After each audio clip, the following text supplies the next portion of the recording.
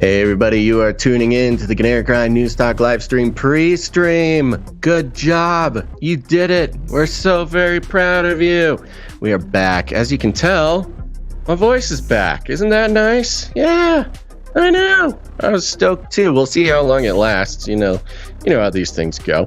But I just want to remind everybody that we are back in business. You are watching us now, which means we have a wonderful show coming up for you. And I would like to encourage anybody, if you are so happy that CanaryCry News Talk is back in business and you are missing something from your life, you felt like there was some sort of value had vanished, well, perhaps that's a sign to put some value back into the show and, let the show know how much you missed us. You can do that by heading to CanaryCry.Radio.com/support or CanaryCry.support.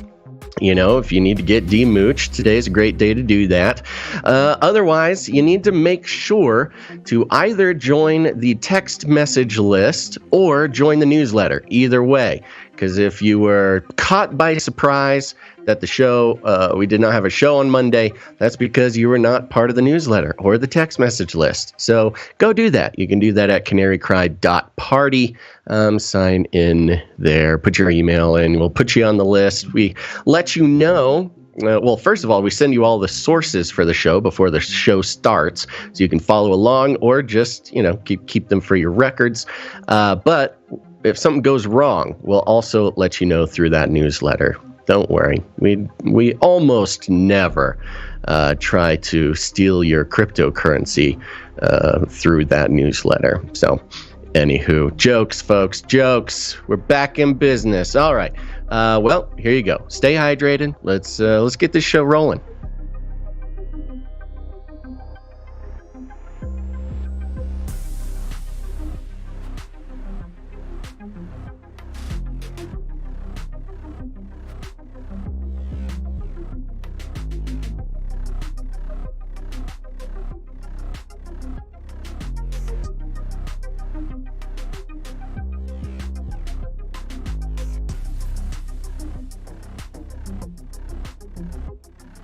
Hold tight, folks. A little bit of technical difficulties here. You know how it is. You miss the show, things get a little rusty. But here's a fun fact for you pre-showers. Look what I can do. Stop. I can play jingles over the music that's already playing. That's right. Basil's got his own jingle board, baby. Woo! I hear that's quiet, so I'm going to turn it up. I'm going to crank it. Look at this. We're doing some sound checks pre-show. Let me try this. Hold on. Stop for 5 seconds. There we go. Back in business. All right, let's get the show started.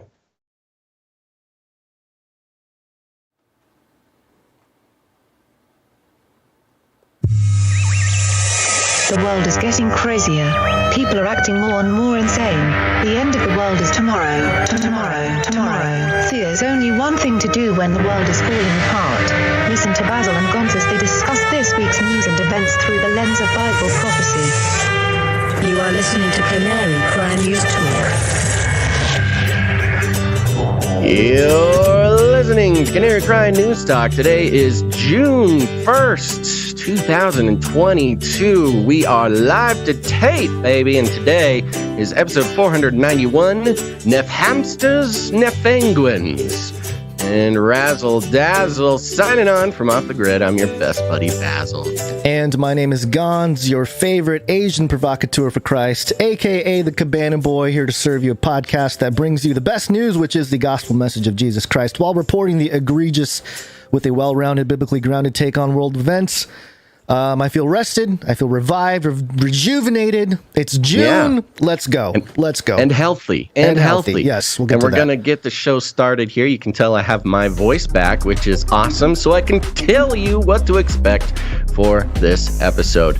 As the title of the episode hints at, yes, we've got Nephilim hamsters, we've got Nephilim penguins, we've got all sorts of Nephilim, but we're also going to be checking in with some so the race war, got to pay attention to that. We've got K-pop, the Koreans getting in on the PR campaign for Biden. Of course, FLIPPY, our favorite robotic arm, is trying out a new look, a new squishier, more human-like look. So we'll check that out. We've got, just the most upside-down world debunking going on over at CNN, which everybody's going to love. We're going to be checking in with the Great Reset and some World Economic Forum analyses. After the break, when we bid adieu to YouTube, we'll be checking in with the gun control debate and the Uvalde updates, which are completely off the rails. A little bit about climate change, a little bit about UFOs, aliens, Antarctica, Nephilim, penguins. You get the gist. It's going to be a great show. But we're going to start out with our lead stories. But as the days of Noah were, so shall also the coming of the Son of Man be. You can't take the CRISPR. You can't take the Cas9. We signed off on Friday. It's been a few days since we had an episode, but as soon as we signed off, this story hit the news wire, and so we start off with that today, and it's from metro.co.uk. Do you want to do this one, Basil? Because I got the next one. Oh, I'd love to. I'd love to. Please. Okay, this is coming from metro.co.uk, so you know it's true. And the headline reads like this: Gene editing experiment turns fluffy hamsters into aggressive mutant rage monsters. Rah. Gotta love it. Thanks, metro.co.uk. A team of scientists in the U.S. have accidentally created overly aggressive mutant hamsters following a gene editing experiment. Using the controversial CRISPR technology, researchers at Georgia State University were examining a hormone called vasopressin and its receptor AVPRA1A. They opted to try to remove the latter from a group of Syrian hamsters, with the expectation it would increase bonding and cooperation between the lovable little critters. That's because AVPRA, I will call it, that's AVPR1A. I'm calling it AVPRA. That's because AVPRA is understood to regulate things like teamwork and friendship, as well as dominance and bonding. Their expectation proved to be wrong. Very wrong. We were really surprised at the results, said Professor H. Elliott Albers, the lead researcher on the study. Quote, we anticipated that if we eliminated vasopressin activity, we would reduce both aggression and social communication. Quote, but the opposite happened. The academics found the adorable bundles of fluff turned into mutant rage monsters, exhibiting, quote, high levels of aggression towards other same-sex individuals.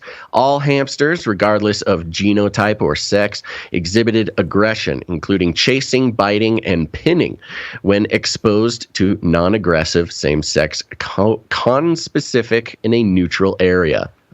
Arena. Professor Albert admitted the results of the experiment were a, quote, startling conclusion.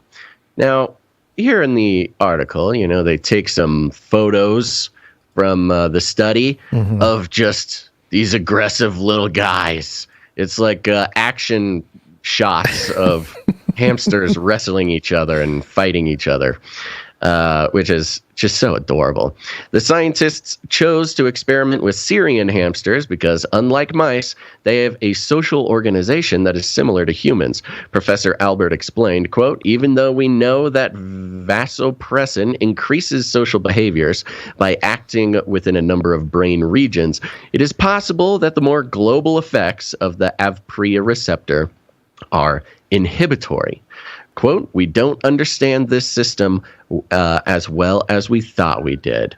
Oh, good job, science. You know, I'm kind of glad they figured this out, but it is also terrifying because, you know, they may be acting as if this was an accident and they don't know how, you know, they weren't expecting it. And but if you consider the benefits of, you know, having a biochemical switch that you can fiddle with in a population that turns them all aggressive and antisocial and rageful. I mean, there's just literally so many movies about this exact thing. So figuring out how exactly this works, quote unquote, on accident, I would say perhaps they think it's a happy accident, those lizard overlords, has some terrifying implications for, you know, possibly the mass population being affected by such a hormonal imbalance. Well, it's interesting how it always devolves. Anytime there's a change made, it doesn't seem to make anything better ever, really. They very rarely, so rarely, Gonz, do we experience the feeling of reading an article about CRISPR experiments and being like, oh, wow, they did a good thing. Yeah, they figured some things out. Great. Sometimes the story can mask itself as such, but, you know, normally when you look into the details, it's not that. But this article, you know, really the story it touches on sort of the backbone of Canary Cry News Talk. You know, the thing that separates us from a lot of different news analysis shows and, you know, even Christian shows is the sort of weird worldview we hold about the origin of life and the history and the reality of the mythology that is left in history. And, you know, it all kind of goes back to Genesis 6 in the Bible. And, you know, for those of you who might be new, there's a part in there in verse 4 where it talks about the Nephilim who were on the earth in those days. And it was from this weird unholy union between the daughters of men and the sons of God. They're called the Bnei Ha-Elohim in the Hebrew. And it's throughout the Old Testament, it's mentioned that the descendants of the Nephilim, somehow they're able to procreate and descend. They have descendants anyway. And a lot of the biblical conquest language that a lot of atheists and skeptics have pointed out is, oh, look at God, he's a genocidal maniac. A lot of that had to do with trying to get rid of like the genetic abomination, potentially with this sort of presupposition that was going on. And you see that kind of repeated in patterns with the 6 toes, 6 fingers thing that we've touched on in multiple episodes over the past, as well as people that are greater and taller, as it says in Deuteronomy 128, the sons of the Anakim. And so, you know, it's something that occurs a lot in the scriptures, and it's something that weirdly sort of proves that our point about where we are in history and how, you know, I think our community is the most well equipped when it comes to dealing with these changes happening with CRISPR and genetics and a special perspective that you don't get a lot. I mean, even in the sort of average American church, it's not really touched upon that, you know, the story of Noah and the flood, you know, there's not a whole lot of reasoning except for God was mad at people. It's a Sunday school, you know, throwaway kind of story. But like, the animals and But if you dig into it and you really take a look at the original languages and some of the cultural implications at the time, it's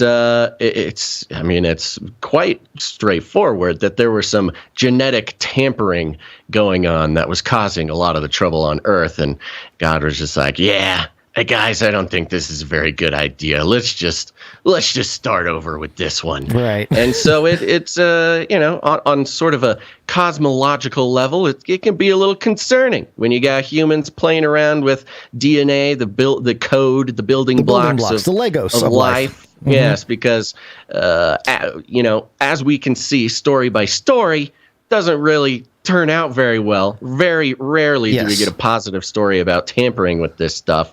But we also have, a biblical account of just how God might feel about this sort of thing. And part of the story of his second coming and everything is to kind of reset that all or fix it all again, because it seems like that's the pattern here, that, a lot of the imagined dystopian sort of, Mordor type of scenery or reality, that kind of thing might have been like an actual physical reality if these beings, these descendants or whatever, genetic sort of abominations from the kinds in creation were, sort of allowed to run free and rule. So it's just an interesting, I don't know, thought experiment for some.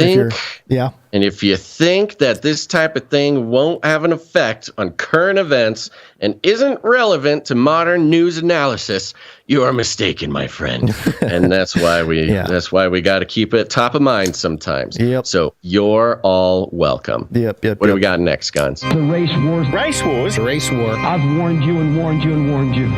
All right, so can't hold back anymore. The last day of May, they really pressed into the anti-Asian discrimination month thing. I didn't hear about it all month, but it was last minute. Get it all in there. Washington Post. A dynamite guest at the White House. BTS meets with Biden on anti-Asian discrimination. So it was written by Sung Min Kim, and this is what it says. A horde of eager journalists began to crowd the aisles of the White House briefing room Tuesday, long before the daily pairing session with reporters would begin. And they weren't there for Brian Deese. Burn! We'll learn more about Brian Deese in a moment here. For one afternoon, the White House became an exclusive stage for global K-pop phenomenon BTS, with each of the 49 briefing room seats becoming the most coveted tickets in town. The group had been invited by the administration to raise awareness of the prevalence of anti-Asian discrimination. Quote, "We are BTS," said RM, whose formal name is Kim Nam-joon, and is considered the mega group's de facto leader. Oh. So now we got Kim Jong-un, and now people have to get familiar with Kim Nam-joon. It is pretty people, right? I suppose. For us, it sounds similar, but you think there's like a cultural thing where it doesn't even occur to them? Yes, there's probably a big difference, obviously, with Kim Jong-un and Nam-joon. But it's always just kind of strange when there's references. There's a lot of Kims out there. I know a lot of Koreans, grew up around a lot of Koreans. Half of them were named Kim, It's just a name that's very common in the Korean culture. Sure. So, and then it gets into... So look, I'm not a big K-pop guy, but, and I don't know who is a big K-pop person. I don't have a lot of K-pop people in my life. I'm sure we got a lot of closet K-pop fans listening right now. No doubt. And I do want to be educated. Our producers do a good job of educating me about different subcultures. K-pop sounds like a subculture that I would sort of ironically get into and then might find myself a very earnest and authentic fan. That's just sort of the way these things go. Of your life. But for those who don't know, K-pop is humongous. It's a phenomenon bigger. There's almost not an analog to the K-pop phenomenon the Beatles. In the U.S. It's the Beatles. That's what it is. Yeah, okay. Yeah, it's like the Beatles, but they're Korean, so maybe you're not a huge, Korean Beatles fan, but they are so... It's almost a religion. Well, we'll get to some things here that really show the state of the world. This whole story, it's not just about the Korean K-pop group coming to the White House. There's a kind of a cultural commentary going on that we'll get to here. But I got some clips here from the actual press conference. We get to see Karine Jean-Pierre in action. The new replacement of Jen Psaki. Jean-Pierre. Yeah. So this is the first minute or so of the press conference. They're walking out out of the side room there. There's 7 members of BTS. Interesting. And here we go. We get a little glimpse. Oh, wow. Hello, everybody. Good afternoon. So much excitement. I know it's the Fed chair meeting, right? I know. We got Bloomberg. These, I mean, yeah. Forget about me. I know, it's not about me. Okay, so today on the final day of Asian American, Native Hawaiian, and Pacific Islander Heritage Month, I'm excited to welcome some special guests to the briefing room today. Pop phenoms, BTS. Woohoo!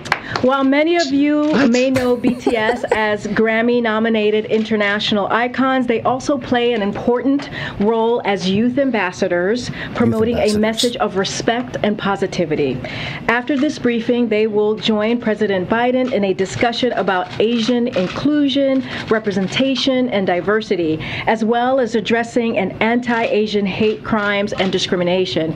As many of you know, the president has led a historic whole-of-government approach to combat racism, xenophobia, and intolerance facing ANHPI communities. She slipped up. She doesn't want tolerant people. Well, I missed it. She's fighting tolerance, fighting. Yeah. Biden is fighting tolerance. Yes. So there you go. What do you think? What do you think about her little entrance there? A little jib jab with the crowd. You know, she's like, we're friends. We're hanging out. Unfortunately, it's a little embarrassing. I mean, she's like kind of trying to MC some sort of event, and they're trying to hype it up, you know, as this big, you know, I don't know, big opportunity, big showbiz thing. She's doing a showbiz thing, which I get it. It's part of her job a little bit. Yeah. But seeing as how the response from the audience was a little lackluster, I think there's maybe an unfortunate read on the situation. In the room, it might have been, but we'll learn about what was going on outside.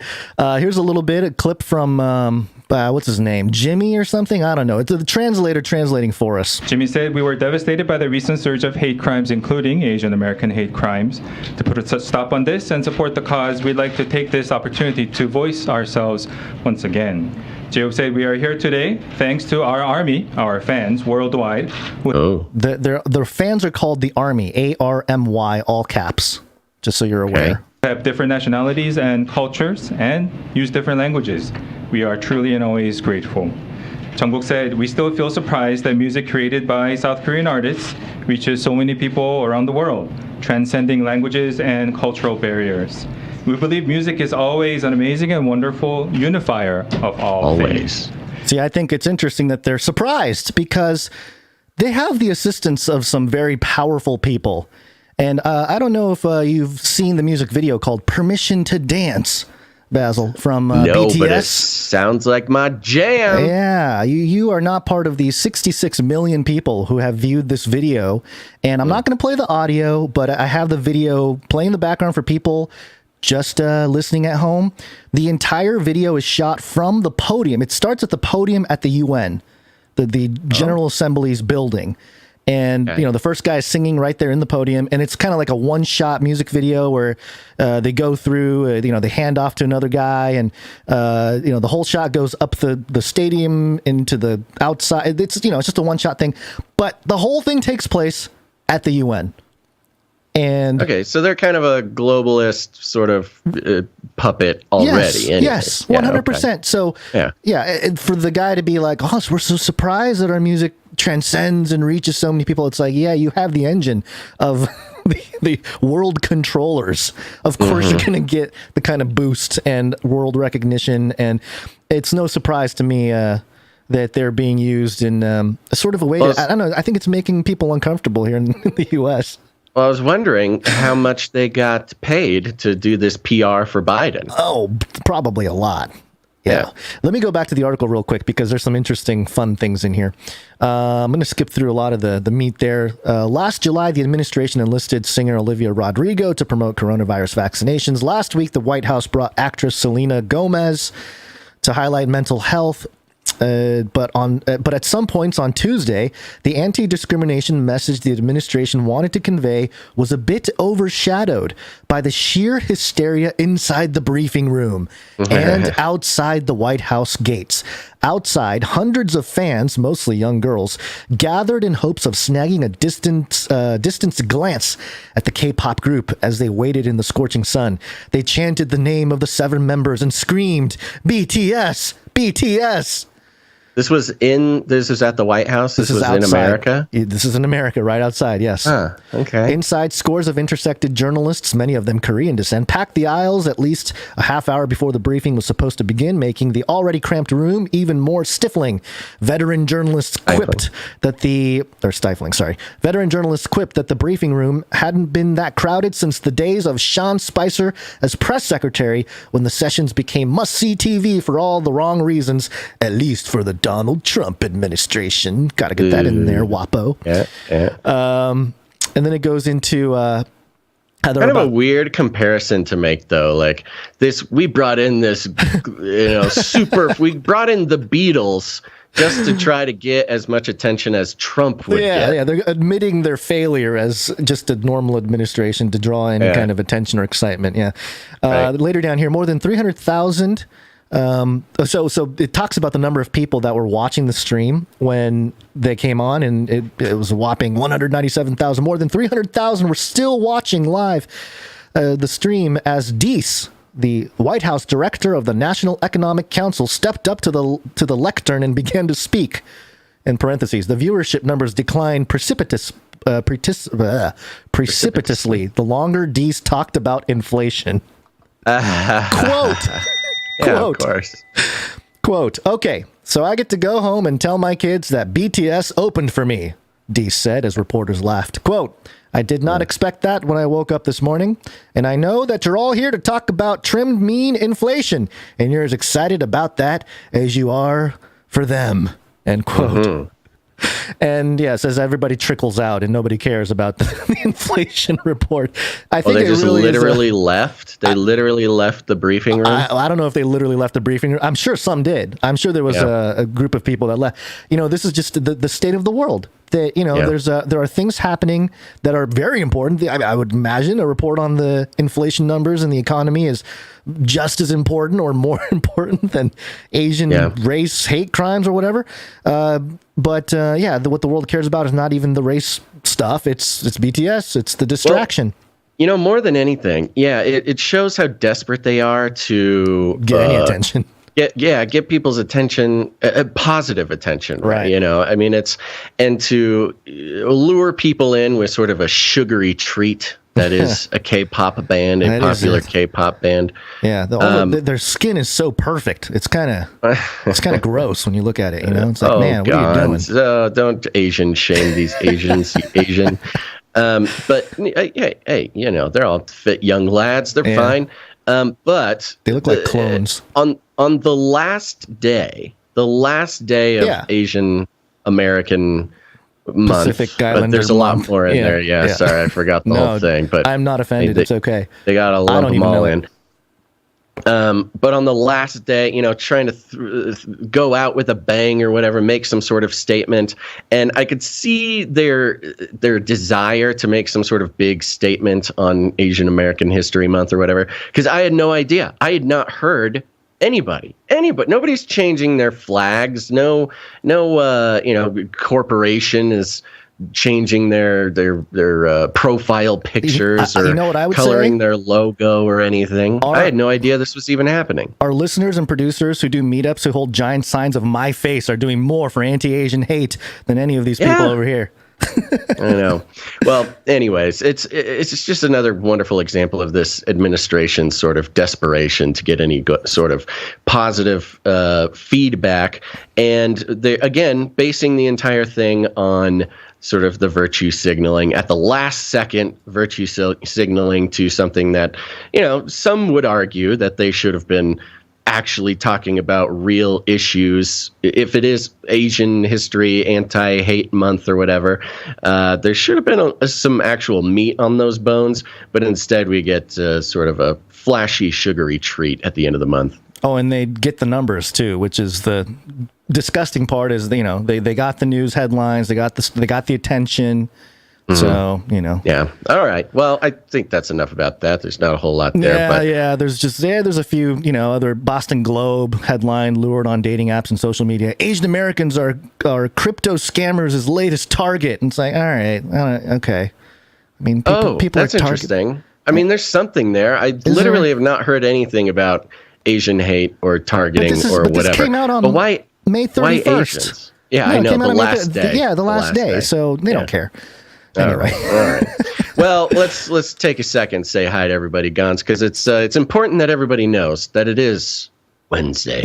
Hey guys, know what date it is? It's Wednesday. It's time for the CanaryCry News Talk. Yeehaw! It is Wednesday, my dudes. It is Wednesday, my dudes.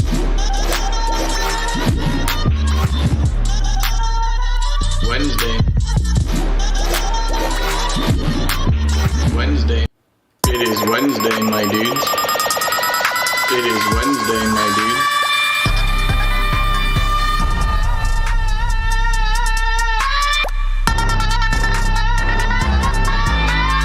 Wednesday, my dudes. Woo! Wow. It feels like forever since we've done a show, man. It's crazy. I mean, it's one show here. And here's an exciting update. We interrupt this broadcast to give you a brief update. By the end of this timely interruption, you will be thoroughly updated. Ooh, I didn't hear That's a button. right, folks. And I hear a jingle. That's right, What's going folks. Oh, yeah, baby. Basil's got a jingle board set up. Uh-oh. Woo! I know. The chaos is about to ensue. And, I don't have a whole bunch of jingles loaded up yet because I literally just finally got it finished or got it up and running before the show. Had to order some adapters to make this sucker work. But that's right. We're going to be upgrading the flow when it comes to jingle playing. The most important jingle, Gonz, that I think I need to have ready for me, and this is the one that everybody starts shouting about in the chat, is when you're missing a jingle and you go off looking for one, we're supposed to play this. Stall for 5 seconds. There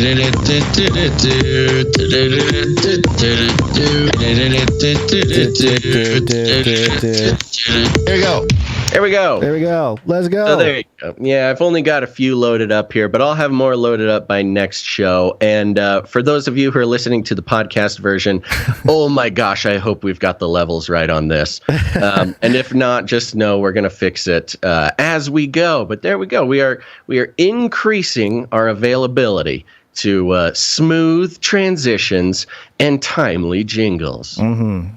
Well, I just wanted to say thank you to all the producers, listeners, everybody out there who prayed for me and my family over the weekend. Got sick. I don't know what from. I don't think it was the Omicron, but just throwing up, not sleeping well, and it went away after a day or so. So it was okay. But it just happened to hit. Quick one. Yeah, it happened to hit. Was it Sunday? I don't even know anymore. I think it was Sunday because Monday we were supposed to possibly do a show, but family matters wasn't going to allow us to do it. And then me, not being able to hold anything down probably affected us as well. So timing wise, everything kind of worked out in that sense. But thank you for your prayers. I feel much better.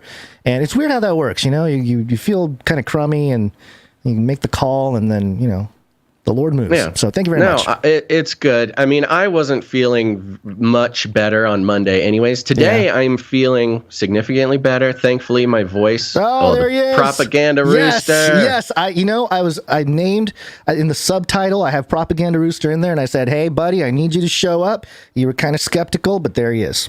He's been kind of quiet the past few shows, but that does remind me, I will go ahead and load up the Propaganda Rooster onto my jingle board. Oh, good. Very good. Because we, sometimes we forget to give him the jingle that he deserves. Yeah. Do you have it with you? Or are you going to stall yourself to find it?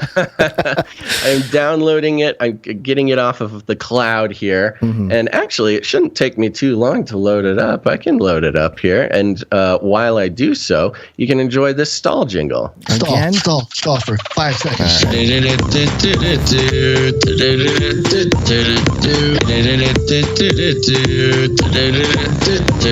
you go. And booyah! Oh, it's the full version. All right. Okay. Are we going to play the whole thing? Give it a second. Give it a second. All right.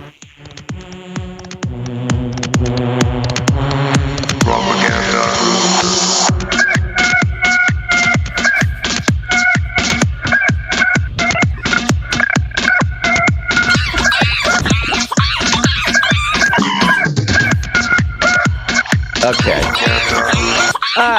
Oh, sorry. I was just can't adding play a layer. a monkey over the rooster. I was just adding some flavor. I thought the rooster can use some harmony. Oh, folks, it's already going off the rails. This is gonna be fun. Okay. So there, okay, but I took that time to get the short one. There we go. Okay. Okay, so they're going to have fun. It's going to be out of control. Thank you for bearing with us here. But yes, my voice is back. I feel better. I still feel weird, weird and fragile is what I've been saying when people ask me. Thank you, everybody, for checking in and praying, of course, for me as well. What was I going to say? I don't know. Voice is back. Recorded a Ravel yesterday. Recorded... I did an episode. Yes. I did a thing. Yeah. Had my interview with Derek Gilbert about the NWO Fantasy League, which goes like this. It is a New World Order Fantasy League. They're all 100% eugenics, transhumanist lizards that control everything. They hate you. Oh, Gonz is already annoyed. I'm not annoyed at all. This is fantastic. This is less work for me. I'm all about it. Good. So, but I will mess with you when you do stuff just for fun because I don't like that. But Derek's super stoked. That's right. The New World Order Fantasy League Beta League is we're getting cranking. We got producer built a beautiful website. We got the PR going out with Derek Gilbert. That episode won't be airing until the June 26th. So we'll give everybody a reminder about that. Yeah. Well, he had other people ahead of me. So okay. But that gives us time. Gives us time to get the ball rolling. It's very exciting. All right. Well, do we have any executive producers today? That's right, folks. We're on the value for value model. Yeah. It's awesome, which means we take... Producers. That's all right. Yeah, we take no corporate money whatsoever, which means we have no corporate interest involved in our news, analysis, and deconstruction. And the producers, they are producers who come in and support the show. You carry the heavy load. We call them executive producers. And we do have one. We have one for today's show, which is nice. And that is producer Kaylee L. Kaylee, thank you very much. Thank you very much, Kaylee L. Yeah, let's give her that executive producer jingle. Where'd you find this? Yup, and that's it for now. There's still time. If you're out there, you're watching live, you want to become an executive producer or produce the show at all, remember, the show is only sustained by the participation of the value for value model. That's because we play no advertisements, no affiliate codes, no platform partnerships, no corporate money whatsoever. Because if your news analysis and deconstruction is coming from a place of corporate interest, then you're not getting true analysis and deconstruction. I'm sorry, it's just the fact of the matter. And so if this show brings you any value, go ahead and put some value back in. It's the only way the show can exist. And when the production stops, we'll know that we have finished our job. But today is not that day. Head on over to CanaryCry.Radio.com/support. CanaryCry.Radio.com/support. That's when you can grab. That's when you can do, since you're always doing the pitch, I will grab that one. Yeah. And another one that I could grab is it's time for the Flippy update. That's true. Although this one does require video, so it's a little bit more complicated. True dat. Flippy update. Do you want fries with that? That's right, folks. It's time for the Flippy update. Flippy is our colloquial name for the disembodied robot arms that are taking our jobs, enslaving our children, and flirting with our spouses. We use talking about Flippy as a way to explore all the new, fun, and exciting ways that robots are taking over the world and how there's nothing we can do about it. Today, this is coming from ScienceAlert.com. Science Alert, Science Alert, awooga. The headline is Robotic Shoulders May Be the Key to Lab-Made Tendon Grafts. Robotic skeletons designed to look and move like real human skeletons are being investigated for growing tendons strong enough to actually transplant. I'm a little bit of the idea of a robotic skeleton is already terrifying enough. Harkens back to the Terminator, obviously. And, the thing I always thought about the Terminator is why did they make the robot skeleton look like a human skeleton? What's the point? Now, of course, it terrifies us.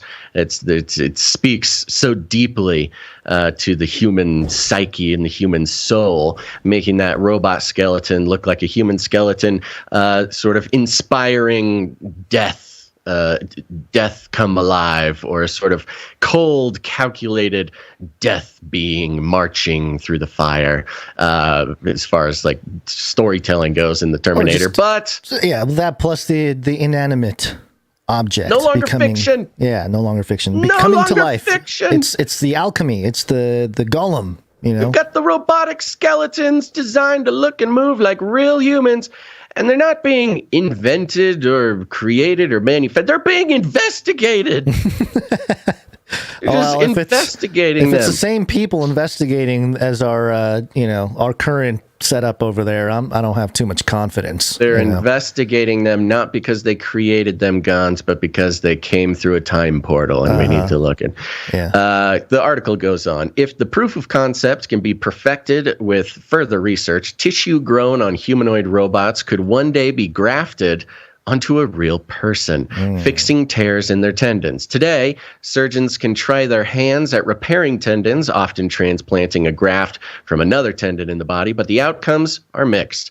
For more than 2 decades, scientists have been looking into alternative strategies like artificially engineering tendons for transplantation, growing new tendons from an individual's cells outside the body. However, is tricky business. It's currently done in little bioreactor chambers, which simulate the conditions of a joint.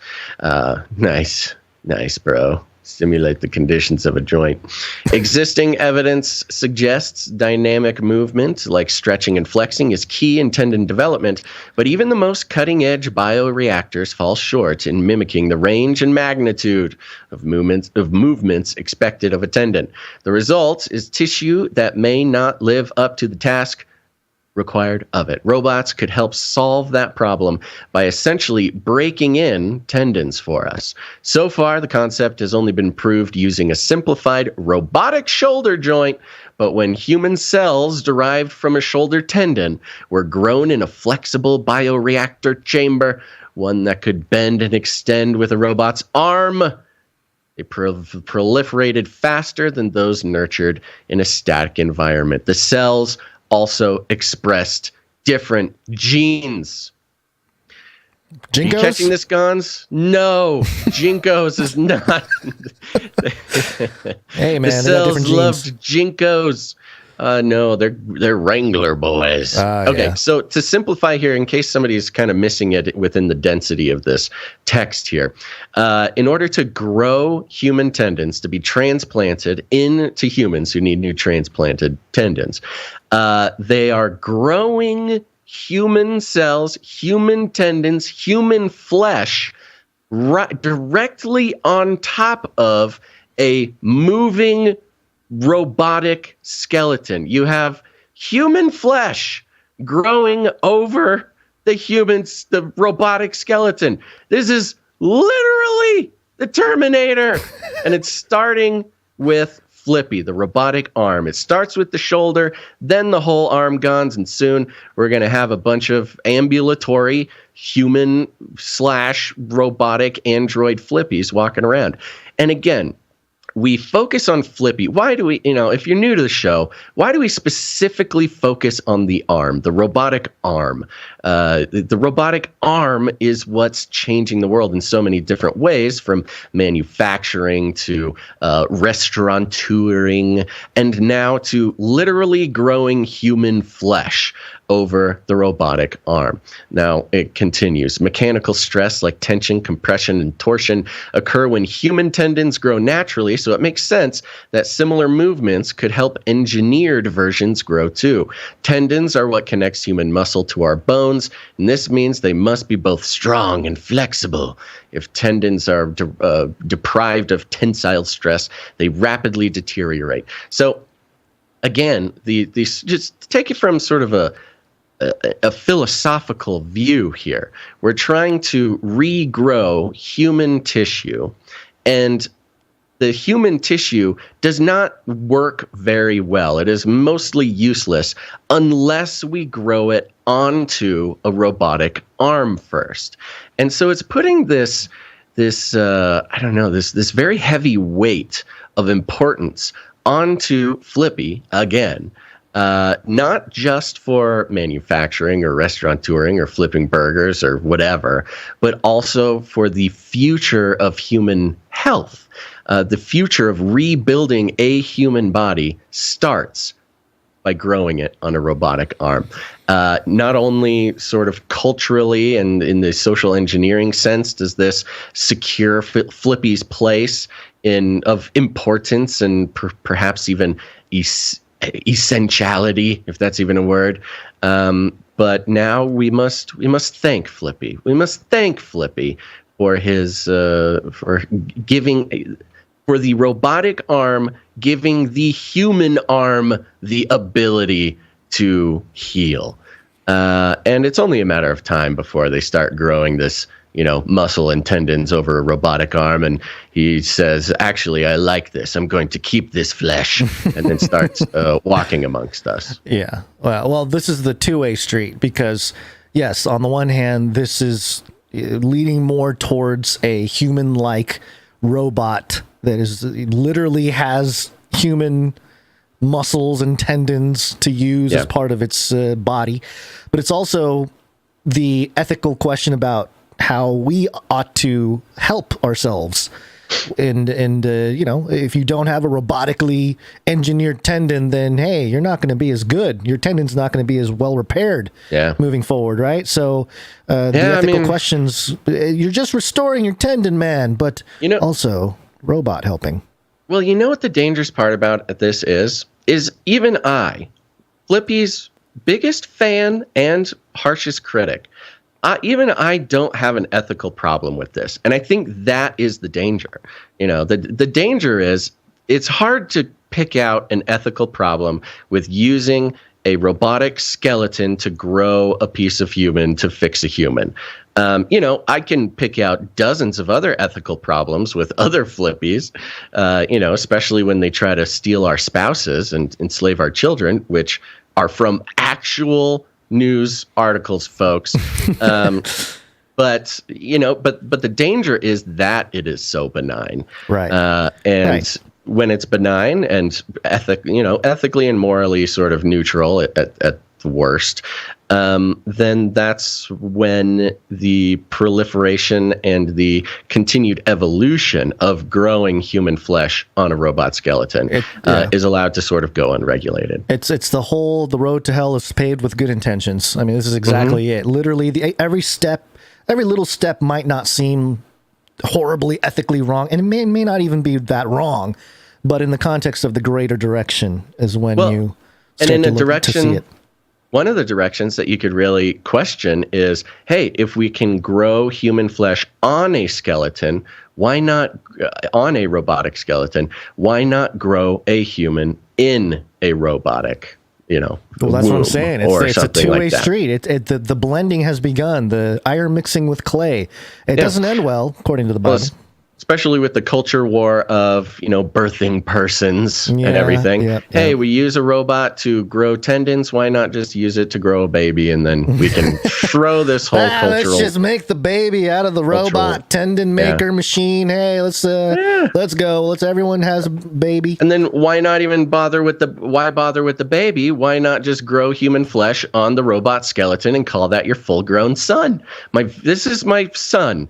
My very strong, full-grown robot son named Flippy. I love him very much, and he's going to be a doctor someday. He's not growing at all. Is he programmed to grow, or did you slow down his aging? He's 7 feet tall, and he's the strength of 10 full-grown men. Yes. And he also puts me, his father, in a baby Bjorn on his back and walks me around because, of course, driving an automobile is dangerous and bad for the earth. Now I just get piggybacks from my 7-foot Flippy robot son. Well, you named him Gilgamesh, which I thought was strange.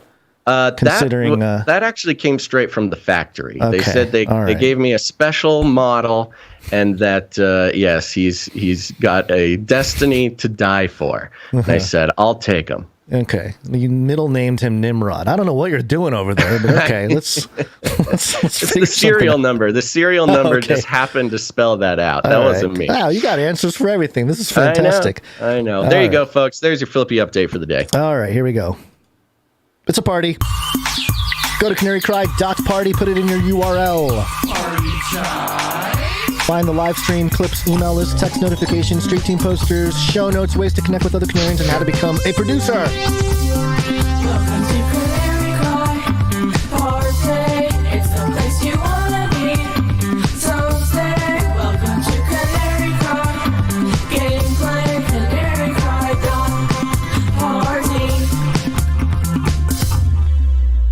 Yeah, and if you head on over there, you'll find links to all sorts of important stuff that you'll want to get access to. I recommend everybody join our newsletter.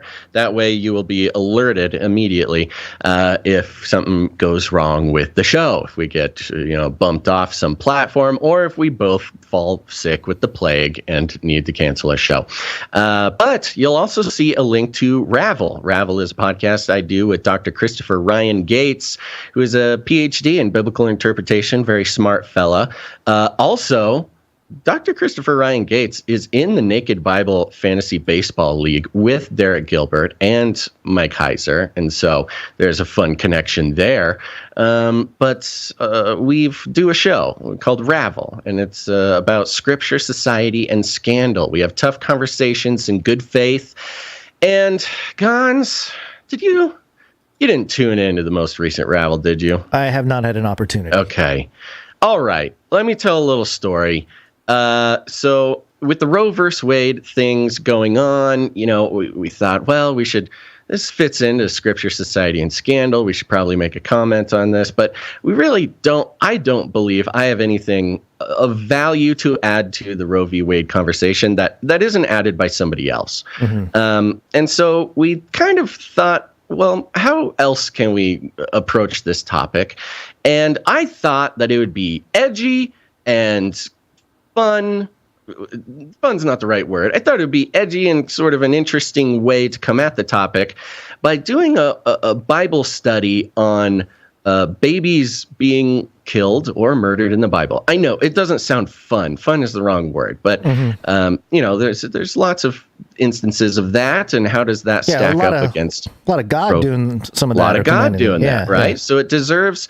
If we're going to have that tough conversation in good faith, we might as well go through the Bible and see when and why this happens. Yes. Now, we recorded this episode on Tuesday, May 24th, at about noon Central Time, which was exactly the moment when Uvalde, Texas was happening. Oh.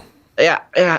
We didn't know. Later on in the day, the headlines started rolling out, and we had just recorded a podcast about dying babies on that day. And it really was a real conundrum, folks. We had to spend a lot of time and prayer figuring out how to handle this. You're sweating as your finger hovers over the publish button. Oh, right? My gosh, the whole time is just, I'm still nerve-wracked about it. But so anyways, if you go check out Ravel, you can listen to our episode about babies getting murdered in the Bible.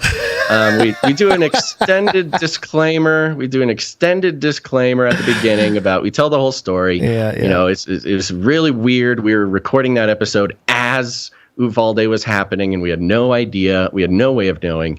And anyways, go listen to it, and I hope that it's good. I hope it's not bad. You guys have to be the judge of that. It could very seriously be the end of my entire career. So go check it out. That's Ravel Podcast. You can find it on all your podcast players. There are 2 Ravel podcasts. Yes. I just want to say that we operate under value for value for the specific reason. You are not cancelable. We are censorable by the lizard people on high. Right. Yes, but you can't get canceled. I don't think we're. I will say, yes. Thank you for making that point, and that's why I'm still here. Monica in the chat says, "I listened to that and I was fascinated. It was a great discussion. Thank you, Monica." There you go. So go check it out.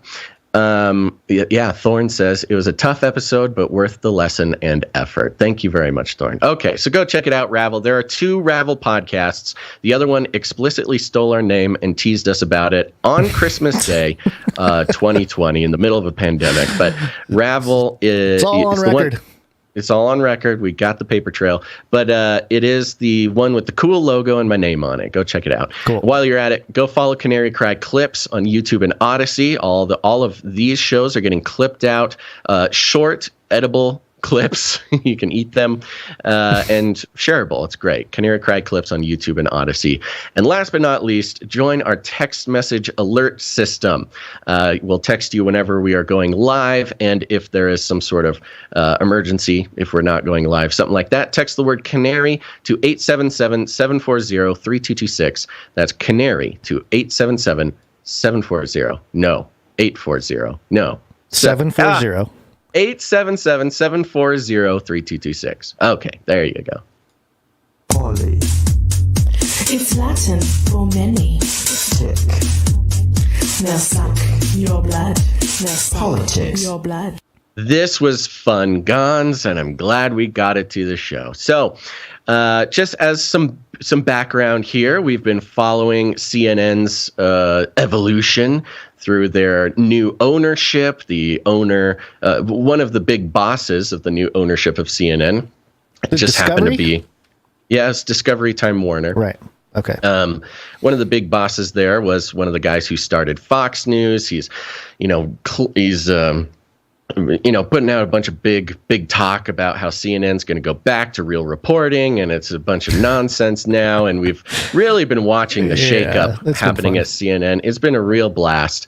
And this really, I mean, we've been sort of tracking the hints that something is changing at CNN, but this, I mean, this changed my entire, I mean, this turned the world upside down. This is, wow. If there's no evidence, if we already hadn't cataloged the evidence of CERN turning on and, everything flipping, yes. Yeah, catapulting us into an alternate dimension where up is down, down is up.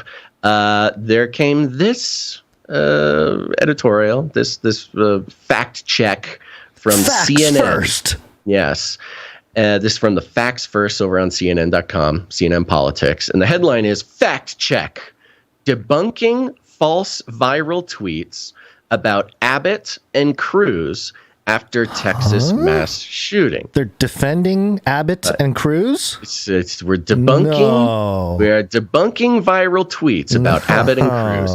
And it goes like this. In the wake of the Tuesday mass shooting, this came out last week. In the wake of the Tuesday mass shooting at an elementary school in Texas, Twitter users went viral by making false claims about 2 of the state's most prominent politicians, Governor Greg Abbott and Senator Ted Cruz, both Republicans. False claim about a threat from Abbott's office. On Thursday, a Twitter account going by the handle quote, My Cancer Journey, posted a 3-tweet tale that was shared tens of thousands of times by others on Twitter before it was deleted. The tweets purported to be written by someone whose nephew was shot in the massacre at Robb Elementary School. The tweets claimed that an Abbott representative knocked on their door shortly after they returned home from identifying their nephew's body, and that this representative, quote, informed us he's willing to pay us to stand with the governor and say we don't need stronger gun laws.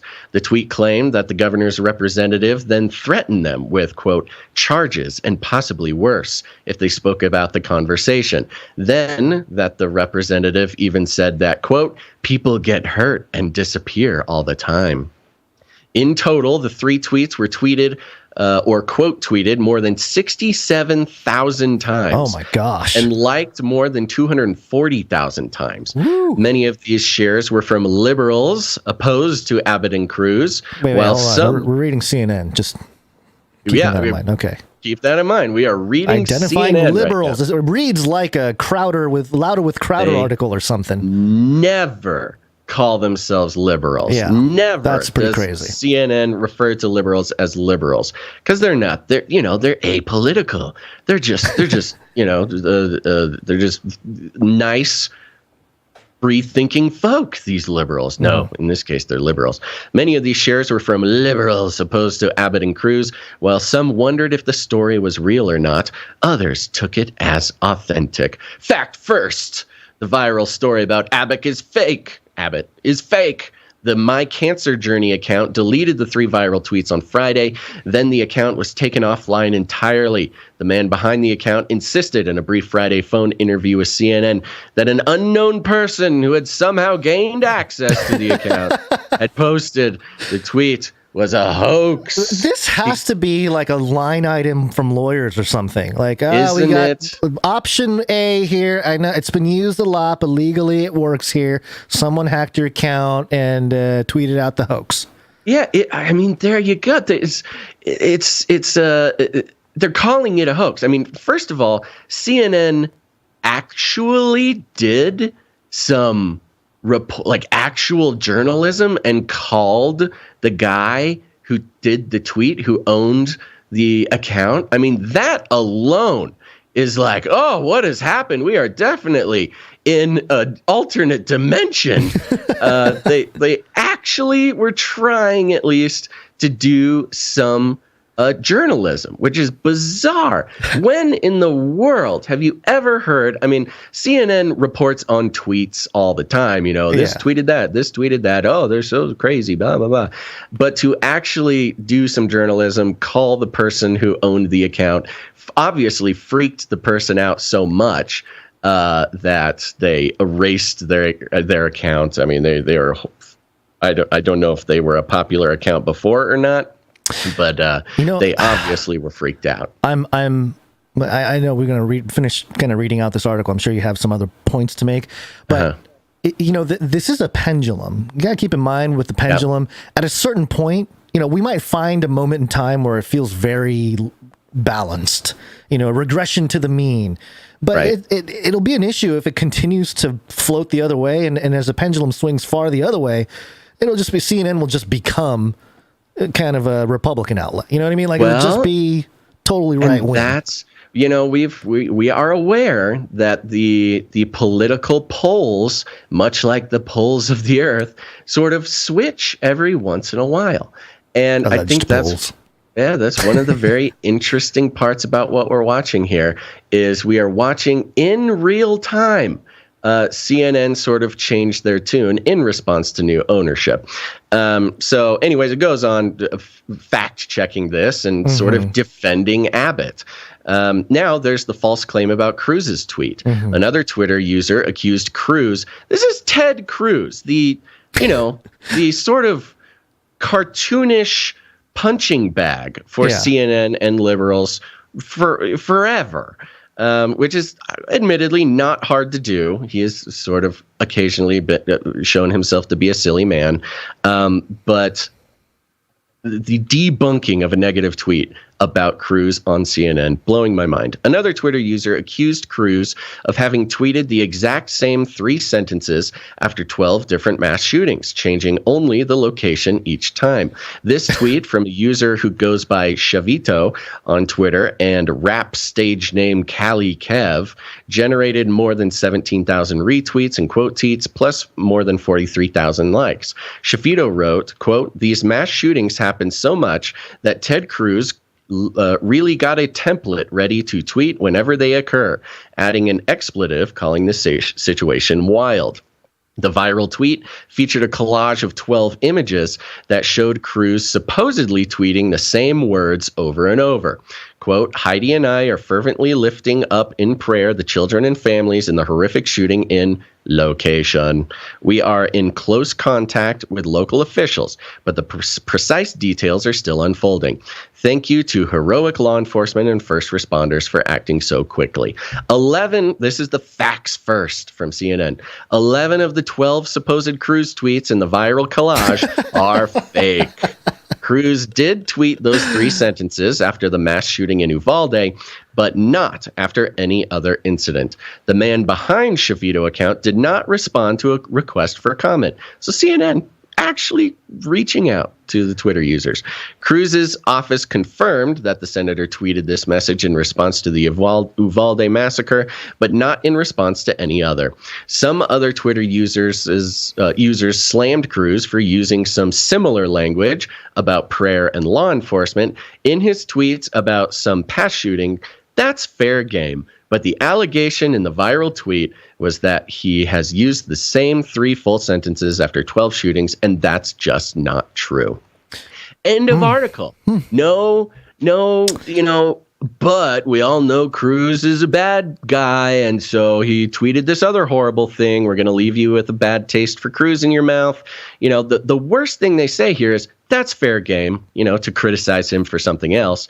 But the allegations are just not true. Boom. End of article. No talking about Trump. No bringing up a Trump tweet. No bringing up, not saying anything good about Biden. Not even mentioning the White House. Their sort of equation, the mind control equation of CNN, has been thrown out the window. And you might not think that this is like the biggest news in the world, but we're not just here to read you the news, folks. We're here to analyze and deconstruct the actual corporate news outlets. And this is a big deal.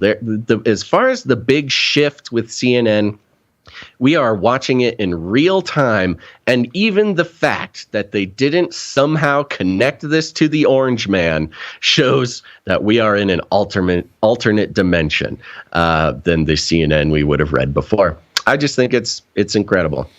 Yeah, it's pretty surprising. I forgot that we were reading CNN halfway through this thing, but it's really, really surprising. The one thing that separates this sort of fact checking, aside from the complete 180, is they actually focused on tweets that went viral and big tweets. Normally when we see fact check and they're trying to debunk from the other way, they'll take like a random account, right? Like with 10 retweets or something. One user posted this, and it'll be some horrible thing, but nobody cares. Nobody what cares. That person Nobody says. saw it. But these 2 tweets look like it actually did go viral. So it does maybe speak to the state of the sort of Twitterverse community of people that move in hives. It's really bizarre. Certain, it is a very small number of people, by the way. It's tens of thousands, but considering the rest of the American population alone, it's a very small amount. A big, the reason why this is, or one of the reasons why this is so sort of impactful to a news analyst is CNN is still talking to liberals. Their core, it hasn't been enough time and a big enough switch to actually, trade out their main demographic. So they are talking to CNN liberals and first of all, calling them liberals to their face, which is weird. But you got to remember, they are talking to the sort of Black Lives Matter supporting Biden voter and talking about Cruz and Abbott and just fact by fact telling them, hey, if you believed any of these tweets, you were deceived. You fell for a conspiracy theory. It's fake news. It's an actual sort of education moment for the CNN viewer, the average CNN viewer. I'm sure they are getting ready to capitalize on 2024, whether there's Trump or not. I think they're setting the stage to be probably, I'm sure they're trying to be the leading platform during the 2024 election. And Absolutely. that might include, a more balanced appearance, I would say. I don't know that they would really be balanced, but their presentation will be, at very yes. least. So we'll keep an eye on that. They put it in black and white. They have quotes talking about, hey, this is a new CNN. We are trying to, bring on the Fox viewers. We are, they're going for it. The guy that's taken over, I forget his name. We reported on it. One of the Discovery guys, I think. It was pretty funny when he said that, we got to clean it up. We need to do better. We actually need to do real journalism. Real journalism. That's what it was. The quote. That's right. And funny how real journalism means, critiquing liberals and supporting conservative politicians. That's what real journalism is in the minds of the new CNN owners. It's a new world. Yeah. Well, and I do think that the younger population aren't falling for the same tactics as the generation of the aughts and probably the 2010s, the explosion of the liberal left progressives and that kind of thinking. I don't know that it's working the same way. There's like a generation coming in who pushed back on all that, parents especially that pushed back on all that. So they got to cater to them if they want to stay alive. So makes sense. But they're not alone in the fact-checking realm of things here. We need a great reset. Learn to use the dark side of the Force. Oh, great. Some great reset fact checks. Love it. This is ctvnews.ca, the Canadian outlet. And, Justin Trudeau recently made a big statement about guns, like trading guns in Canada. It was a pretty gnarly statement after the shooting, the Uvalde thing. Didn't he say, they're stopping all import and export and trading? And I forget the exact thing. I don't know. Did you miss that? I missed it. You can maybe look it up. But let's see. The headline for this one is Truth Tracker, analyzing the World Economic Forum Great Reset Conspiracy Theory. So very interesting. Let's see what they say, because, the facts, most people, even-keeled people, look at the facts and they go, I don't know about this Klaus Schwab and the World Economic Forum. Here's what it says. The World Economic Forum's 51st annual meeting wrapped up Thursday in a luxurious alpine town of Davos, Switzerland. Private jets have shuttled the billionaires, global leaders, and business magnates away, yet conspiracy theories about the elite and influential lobbying organization remain. The claim: conspiracy theorists say the World Economic Forum is pulling the levers of world power. Some even accuse it of using or even orchestrating the COVID-19 pandemic to restructure societies in favor of multinational corporations and leftist global elites through a project called the Great Reset. That's not... They always do that, It's like, that's not really a... the only part that's maybe not exact is... orchestrating COVID-19 pandemic. We can speculate and say that, but they didn't publish. Well, they kind of did. Anyway, it's claimed the World Economic Forum's influence extends right to Ottawa and Prime Minister Justin Trudeau's government.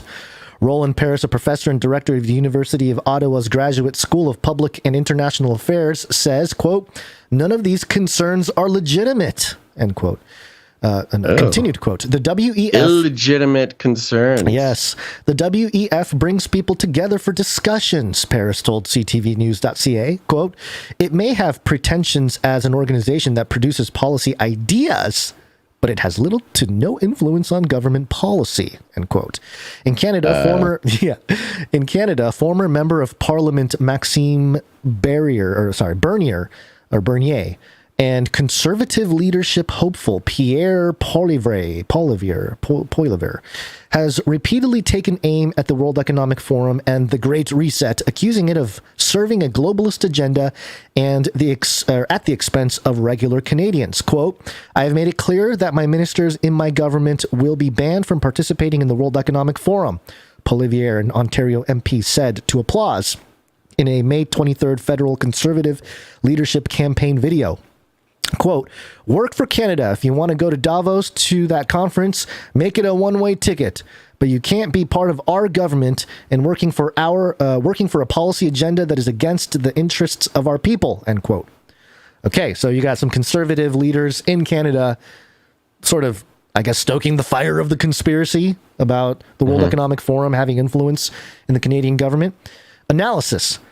While the World Economic Forum has long been subject to legitimate criticisms about global inequalities and elitist influence, such critiques were conflated into full-blown conspiracy theories in June 2020, when the World Economic Forum held an annual meeting under the name The Great Reset. Although short on specifics, an article published that month by German economist, engineer, and World Economic Forum founder Klaus Schwab argued that the COVID-19 pandemic recovery could be used to make economies more sustainable and equitable through, quote, a great reset of capitalism. Quote, I think the reason why it attracted so much attention... this is a different guy, sorry. The reason why it attracted so much attention was partially because of the title, The Great Reset, and because it outlined a program. Robert O'Brien, a professor of political science at McMaster University in Hamilton, Ontario, told CTVnews.ca, quote, I think it was a red flag to conspiracy theorists and to far-right nationalists, end quote. Prime Minister Justin Trudeau then seemingly added fuel to the conspiracy fire in September 2020 United Nations conference by saying the, quote, pandemic has provided an opportunity for a reset and to, quote, reimagine economic systems. Oh, you mean he repeated the lines of Klaus Schwab? Videos, word for word.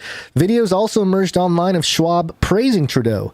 At Davos 2016, Schwab said of Trudeau, quote, I couldn't imagine anybody who could represent more the world which will come out of this fourth industrial revolution. Fingers weird. During a 2017 Harvard talk, Schwab also declared that Trudeau and more than half of his cabinet were young global leaders of the World Economic Forum, a program that promotes promising leaders aged 30 to 40. Other Canadian alumni include Chrystia Freeland, Jagmeet Singh, Andrew Scheer. Quote, we penetrate cabinets, Schwab boasted at Harvard. So thank you, CTV, for including that quote, because that's the one that gets used all the time when it comes to, hey, I think these guys are trying to control governments, right? Yeah. Angela Merkel, Tony Blair, Emmanuel Macron, Elon Musk, Mark Zuckerberg, and Ivanka Trump have also participated in the program. Again, thank you very much. Conservative MP and former cabinet minister Michelle Rempel-Garner was named a young global leader in 2016 and later attended a World Economic Forum meeting in Davos in January 2018. In February 2022, Rempel-Garner responded to ongoing harassment from Canadian conspiracy theorists with an op-ed titled, quote, I went to Davos. The World Economic Forum is not running Canada. And in it, quote, the WEF is certainly elitist, but to my eyes, it fell short of being a cabal bent on global domination, Rempel-Garner wrote. Quote, and as much as I do not support Justin Trudeau, I would wager a safe guess that Canadian electoral politics and personal ambition have much more impact on his policy decision than Klaus Schwab, end quote. So the very person as part of the young global leaders defending the World Economic Forum, no surprises there. David Black, an associate professor of communication and culture at Royal Roads University in Victoria, BC, described the World Economic Forum meeting in Davos as, in quote, an elite talking shop.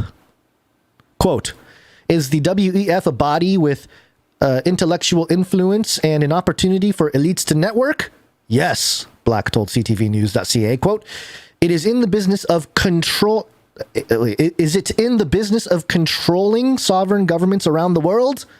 No, End quote. Right. And I point out the word it's the straw controlling. man. Yes, it's the straw man argument. The World Economic Forum isn't controlling anything. Yeah. They're not writing policy.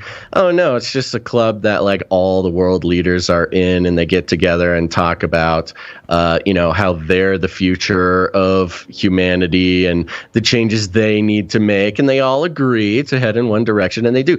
But Klaus Schwab doesn't have some sort of authority over them. He just talked about how he's penetrating governments, and Trudeau repeats his lines. I mean, I'm not saying that they're in control, but certainly influence. No, it's a sad attempt. Yeah. Who was the one who said that? This is David Black, Associate Professor of Communication and Culture at Royal Roads University in Victoria, BC. Yeah. Okay. Yeah. Gotta love the intelligentsia. Yeah. They love it.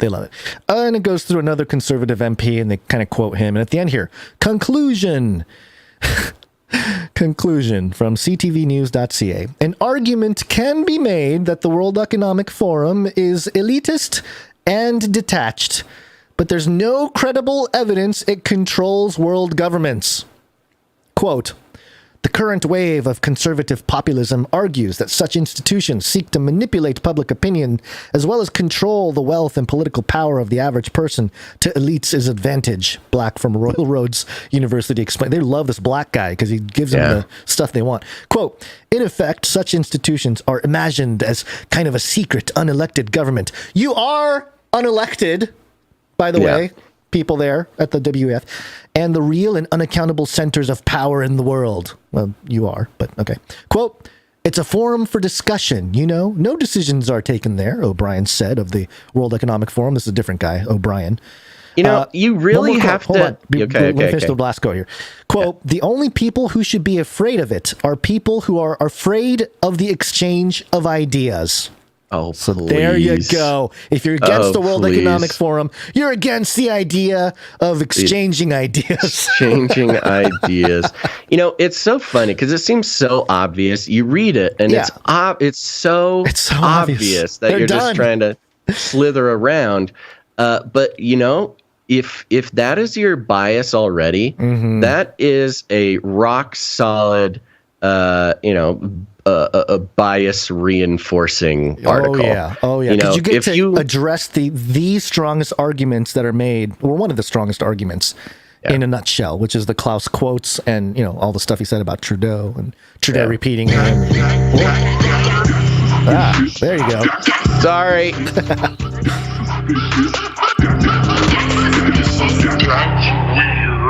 That actually was an accident, but it was, but it worked. I'm not sorry. It is. It is suspicious. The whole thing is suspicious. It works. I'm not mad. Okay. All right. Let's see here. I think it's about time to jump into our first break. Yeah, I was looking. Yeah, I was looking. Ghislaine Maxwell is trending again on Twitter, and I was trying to see why, if there's any news on that, because there has not been much news recently.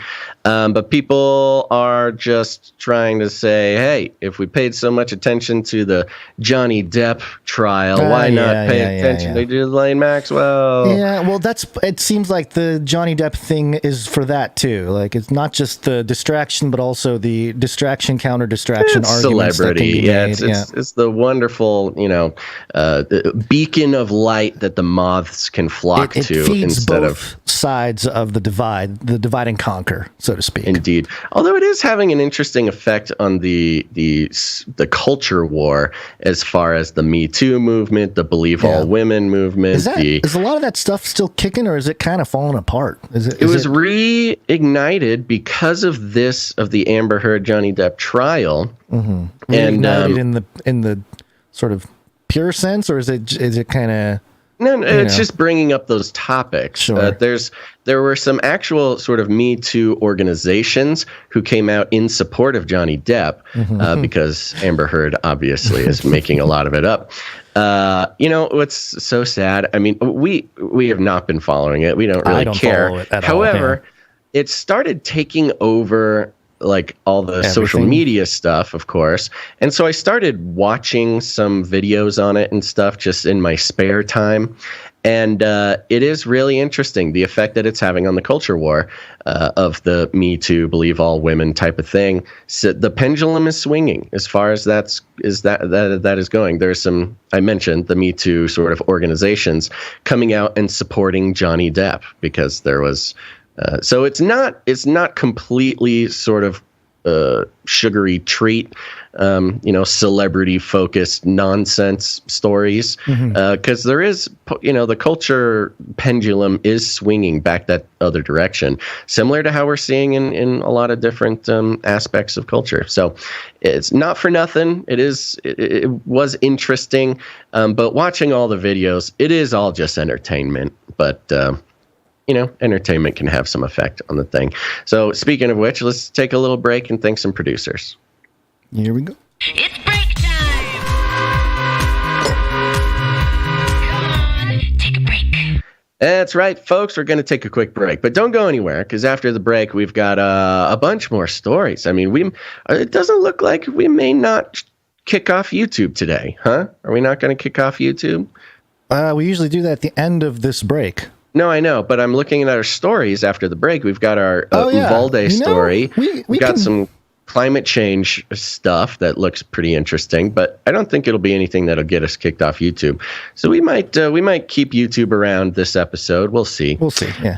But after the break, yes, we've got an interesting update and breakdown on the national discussion about the investigation into Uvalde, which is seriously out of control. It's just complete nonsense. So we're going to enjoy going through that a little bit. And then some big climate change stories that could be connected possibly to a lot of the other bigger stories going on around the world. And then, of course, for fun, we're going to be getting into the aliens in Antarctica. So stick around. But before that, we're going to thank... This is serious business, Basil. Yeah, but it's fun business. We are going to thank some of our producers. That's right. I said producers, folks. Who are they? Well, they're listeners just like you who get value out of this show and recognize that the value they receive can only continue if value is put back into the system. That's right. It's called the value for value model, folks. And it is, you may think that it is simply just us asking for money or asking for donations or whatever, sort of a half-hearted attempt at not getting in real business with corporations. If we were a real media property, we'd have contracts and advertisements and et cetera, et cetera. Well, no, there's very specific, very intentional, and actually very passionate rebellion against the monolithic monstrosity, the principality that rules over not just corporate news, but also the internet. Content generation in general has been being collected under one monolithic banner called advertising. And if it's not advertising, it can take the form of affiliate codes or platform partnerships or whatever. But the fact of the matter is, that the way that the system is set up, this worldly, earthly economic system is set up in a way to convince people like Gonz and I to that if we desire to make this our full-time gig, which it is, then we must bend the knee to the idea that you, dear listener, are a commodity, that we need to harvest as much of your attention and your trust as possible, package it up, bundle it up, and sell it on sometimes literal auction type of economic setups. Auction off your attention and your psychological profile in order to fund the show. And it comes in simpler forms, such as advertising, where corporations, they purchase your attention from us as some sort of attention farmers, where we need to sell off your mind as some sort of commodity. Well, that doesn't sound right to us, and we don't like it at all. And it seems not only sort of against what's just cool. It doesn't seem like a cool way to regard your listeners as a commodity to sell off to corporations. But we believe it's actually spiritually harmful to us, to consider you that way, spiritually harmful to you to have your attention sold off by perhaps podcasters that you trust, if indeed you trust us, for our own personal gain, to use the time that I am using now, that hopefully is more than just babble to you. This is not just a sales pitch. This is some sort of weird sermon, I guess, that I'm trying to communicate.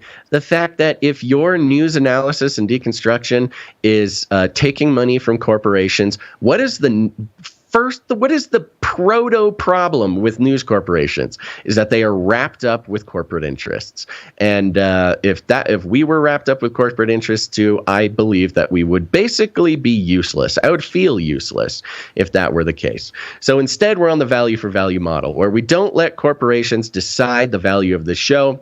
Instead, we let you, the listeners, the producers, to decide the value of the show. That is the power that you have, and it is power that you can choose to wield or not wield. But just know, not wielding that power is as good as wielding it.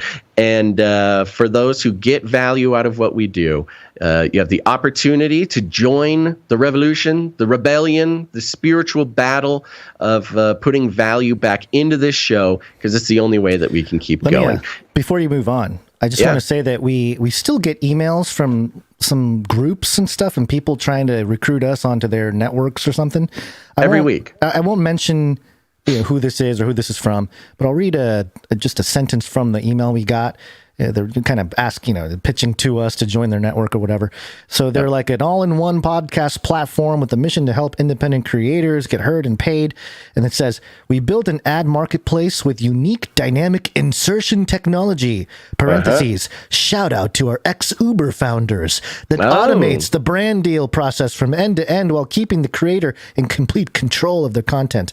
So even, they're trying. We can automate the advertising process so we can have artificial intelligence get involved with selling off your brain. That sounds cool too. And listen to the pitch. The pitch is, hey, independent creator, do you want to make money with your podcast? Well, sell your soul to the sell your soul and the souls of your listeners to the artificially intelligent corporate interest machine. And, you can be independent. No, you can't. It's just literally right there. I like how they're all using ex-Uber founder dynamic insertion technology. Yeah, dynamic insertion. Yeah, that's what I want. Give me some dynamic insertion, you sickos. So that's what we're not doing. That is what we're not doing. And, again, unfortunately, look how sort of attractive that could be if we hadn't done this, if we hadn't been doing this for 10 years, if we weren't a decade in and kind of had, thankfully, like the experience. We're young guys. When you're young like us, you really don't have 10 years experience doing almost anything. It's only because we started so early that we're able to identify that. But if you're a new podcaster, say you were a new, even just call them, Christian worldview news analysis and deconstruction podcast, that could sound very enticing. Like, oh, it's automatic and we can make money and Uber. Oh, the Uber guy's there. Then it must be the Uber good. Guy did it. And it's unfortunate. It's a trap, gets you in the system. Once you get addicted to that corporate money, then you'll do whatever you need to do to stay on it. And that's why we don't touch the stuff, folks. Anyways, that's a long ramble, but I hope it means something to you, because it means something to us. And the people who come in and support the show, you can do it a couple different ways: patreon.com/CCNT or CanaryCry.Radio.com/support. CanaryCry.Radio.com/support. And the people who do that, they're called producers because that's what they are. It's not a gimmick. It's not a cute name. This is nothing like that. You're literally a producer of the show. You can put it on your resume. You can put it on your LinkedIn. You can use it as use us as a, what is it called? Reference. It's been so long since I've got a real job. I forgot what it was called. A reference, give them our email. We'll vouch for you. It's a whole thing. And we're going to start out with our executive producer because our executive producer is someone who is carrying a heavy load for the rest of the producers who maybe weren't able to come in this episode. So let's hit that executive producer thing. Here we go. Producers. That's right. Remember, folks, thank God. Seriously, stop for a second and thank God for the executive producers because they carry this show a long way. And today's executive producer, we mentioned it before, and that is executive producer Kaylee L. Thank you, Kaylee L. Thank you very much, Kaylee L., executive producer. I don't think we had any others come in. And Kaylee L., let me just check her amount. It's a nice round number. So for those of you who need a reminder, if you come in with a nice round number, then that is you telling us that you would prefer that we do not read the amount. If you'd like us to read the amount or don't mind us reading the amount of your producership, put a funky number in there. A common one is to do like 33 cents, make it mean something that'll tell us that you don't mind if we do that. We got a note from Kaylee. Thank you, Kaylee L. Kaylee sends a note that says, "Thank you, Basil and Gonz, for faithfully sharing news and analysis with us each week. God is good." Amen. God is good. Amen. Executive producer. Hallelujah. Kaylee L. Where'd you find this? That's right. Thank you. All right, let's talk about the supply drop real quick. Supply drop. Oh, what happened? Here we go.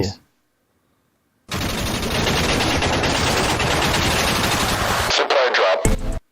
That's right. CanaryCry.Supply.com. You can go there to CanaryCry.Supply.com and you can sign up for $33.33 a month. Now, that is value for value support. You are simply supporting the show for $33.33 a month. That's $2.77 per episode, folks. So that's a pretty good deal.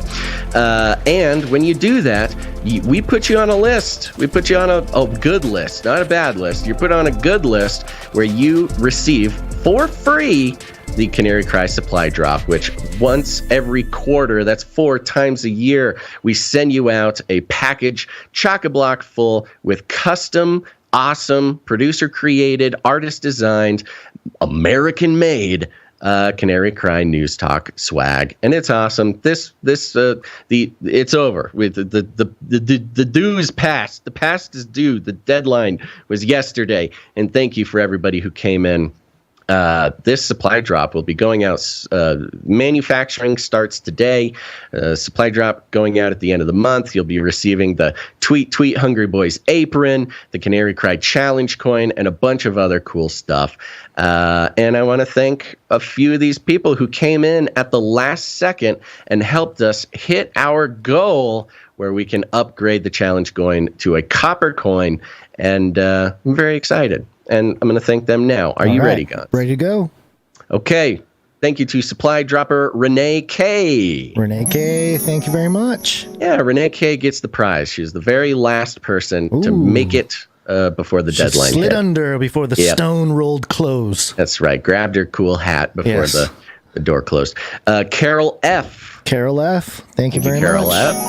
Thank you to IVE. Thank you, IVE. Marishka K. Marishka K. Yeah. Is this hold on, my little magic thingy is not going off. I have a daughter trying to talk to me. This is all ladies?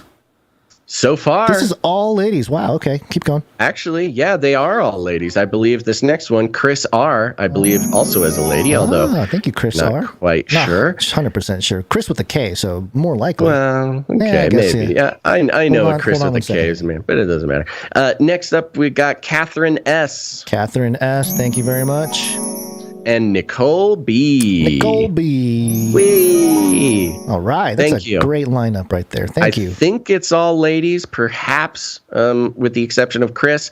But thank you, ladies, for all coming in and joining the supply drop. So there you go. You can head on over to Canary. It's not too late to sign up just in general. If you're interested in the supply drop, go sign up now at CanaryCry.Supply.com. Waiting for the supply drop. Waiting for supply drop.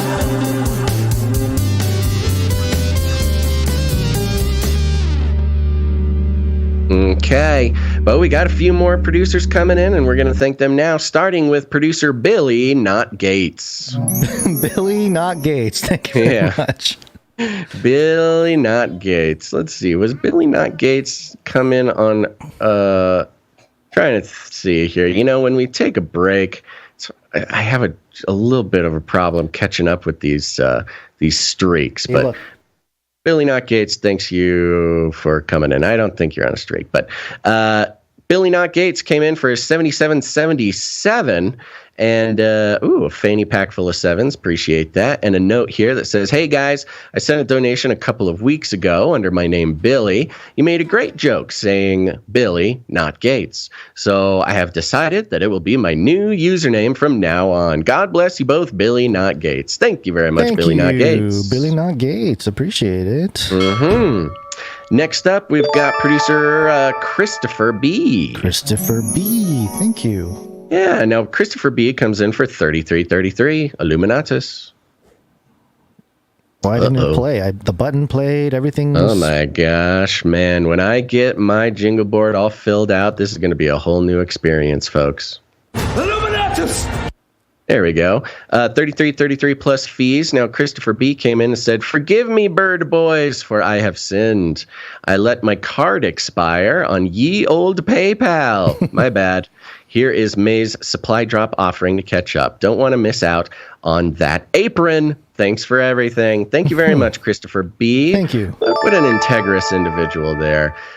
Yes, I would recommend. I sent out some emails, not to all of them, but there are a handful of supply droppers who their subscription is having trouble. The transaction is having trouble going through. That's usually because a card, is lost or gets expired or something.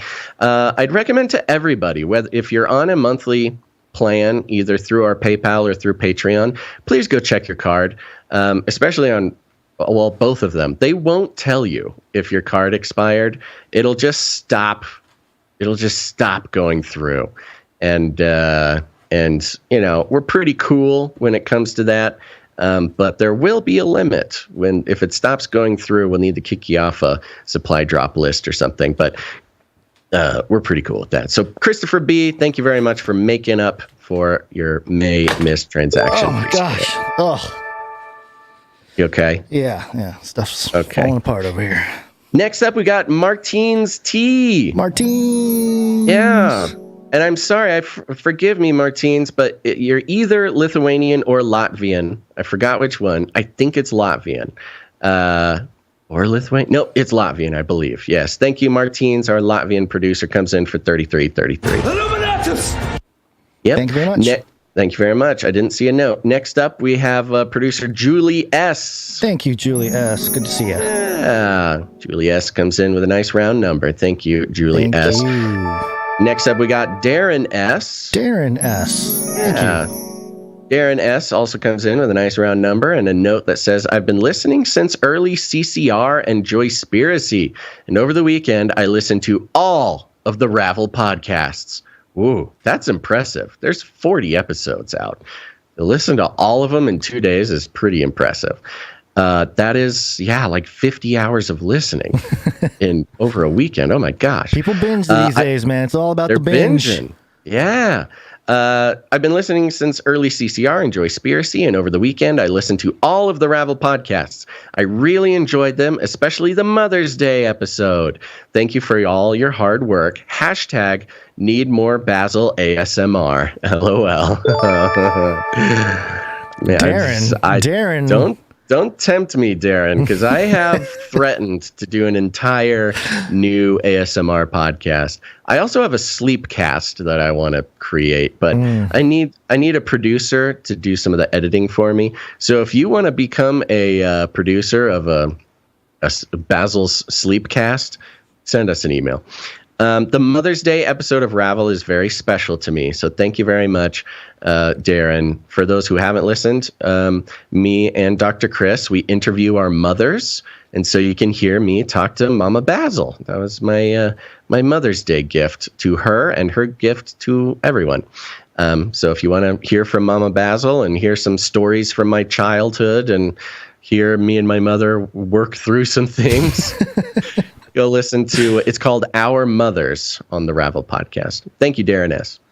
Thank you very much. Next up, we have producer Alana L. Alana L, thank you. Yeah. Alana L came in for 11 and 11 on a recurring basis. 11, oh my gosh. Here we go. 11. Thank you. Man. Thank you very much, Alana L. Thank you, Alana Next up, we've got producer Morv. Morv is on a 97 episode streak.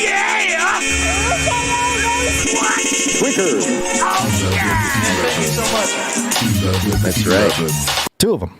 Yeah, came in a few times. Thank you very much, Morv, for all the 11 and 11s. Appreciate it. Means a lot to us. Next up, we've got producer Sir JC, Night of the Techno Squatch, on a 109 episode streak. Oh, yeah! 1001. Amen. That's right. Comes in with the 1001 and a note. Hey, guys, sorry I'm late. Everyone is surviving this. Oh, hope everyone is surviving this dreadful heat. It is Wednesday, my dudes. It is Wednesday, my dudes. It is Wednesday, my dudes.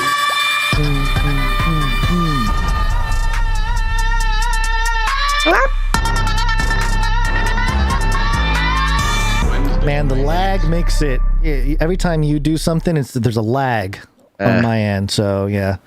You mean every time I do something? Because I'm hearing things. If I play something, I'm hearing it in real time, and that's how it's going out. Skype lag. And the Skype lag. So when you do something, it's always like a beat late, which is well, not conducive to me setting this jingle board up is really going to up the production value, and I'm enjoying when it comes to our additional noises that we make over the jingles. Yeah. Next up, we've got. Oh, that's what you mean. Okay. Yes. Yeah. Next up, we've got LX Protocol V2, the producer bot, coming in 38 episodes in a row. There you go. That's a streak. Thank you, LX Protocol. Pocket full of sevens and fees. All right. Then we had a producer, an anonymous crypto producer. Yes. Is this a crypto?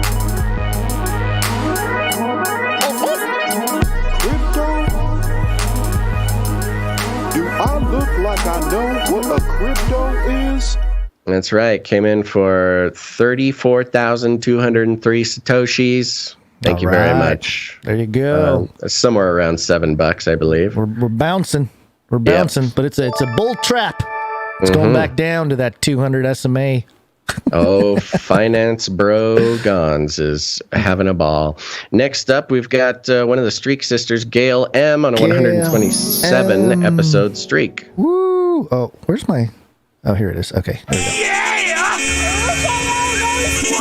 we go. Women rule. Thank you, Gail M777. And a note, hola mi chicos dolce. I got multiple nominations for Sci-Me and Will to Box. Yippee! Email me. Okay, Gonz, will you pop this in the chat in case Sci-Me and Will to Box are in the chat? Okay. This is for Gail's gratitude grab bag. We're gonna give them the email Canary Peeps, Peeps at yahoo.com. CanaryPeeps at yahoo.com. Sign me, Will to Box. You have been nominated and chosen to receive a gift from the Gale's Gratitude Grab Bag. It's very exciting. I've seen some of these gifts. They are fun and memorable, and a wonderful token for being a wonderful part of the community. Sign me and Will to Box. All Send right. an email to CanaryPeeps canarypeeps@yahoo.com. Next up, we got Mr. Jag. Mr. Jag. Mr. Jag came in with through the LINKTREE, and he's in another country, so I think the fees were a little funky, but I'm going to give him credit for a pocket full of sevens. Okay. And in note that says, demooch me, please, Mr. Jag.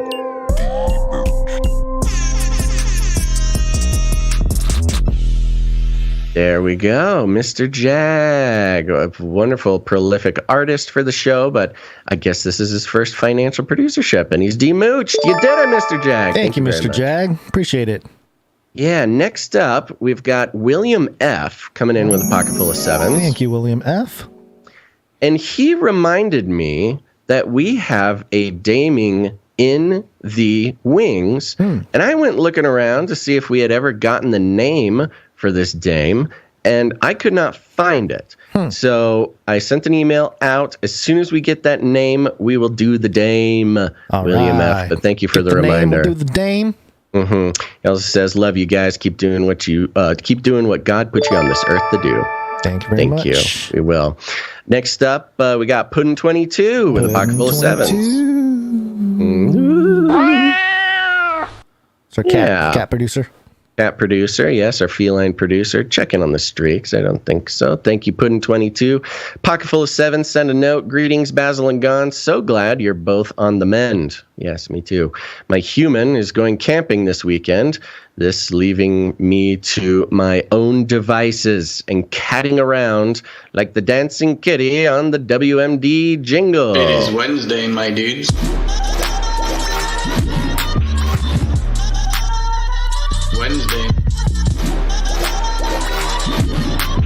Wednesday.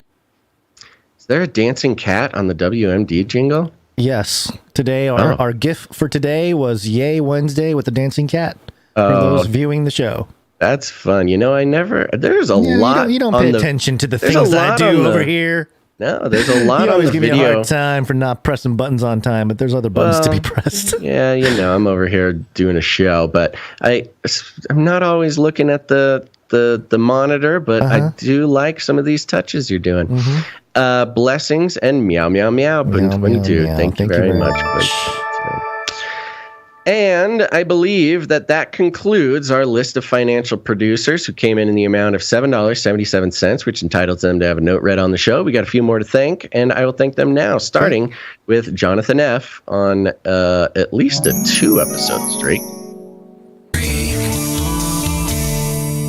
Thank you, Jonathan F. Yeah. Next, we've got Sir Case of the Shield Knight, the streak, on a 162-episode streak. Oh, yes, they call him the street. And my chimes are really slow today for some reason. Yeah. Like, it's just not happening. But maybe I should give you my thing, my jingle thing, see if it works. Next up, we've got the streak, Sir Scott Knight of Truth. He came in a couple times since last time we did a show, 152 episodes in a row.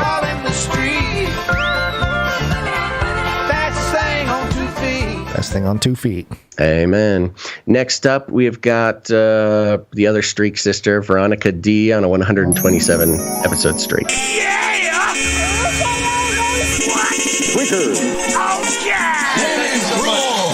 Okay.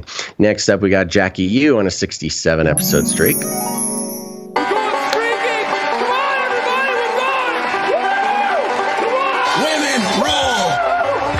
Oh boy, I got connections all scraggly raggly. Okay. Oh boy. Thank you very much. Last but not least, we've got Sir James, Knight and Servant of the Lion of Judah on a 94-episode streak. Thank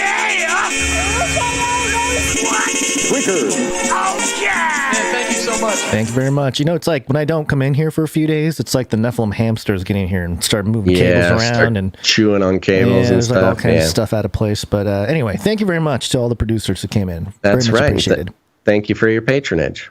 Shut up and take my money. Thank you for your patronage. Thank you for your patronage. Thank you. Thank you. Thank you for your patronage. Please leave a message after the tone. At the tone, please record your message. Leave a message. Beep. Message. message. Go to CanaryCryNewsTalk.com. You'll see a green tab on the side or the bottom.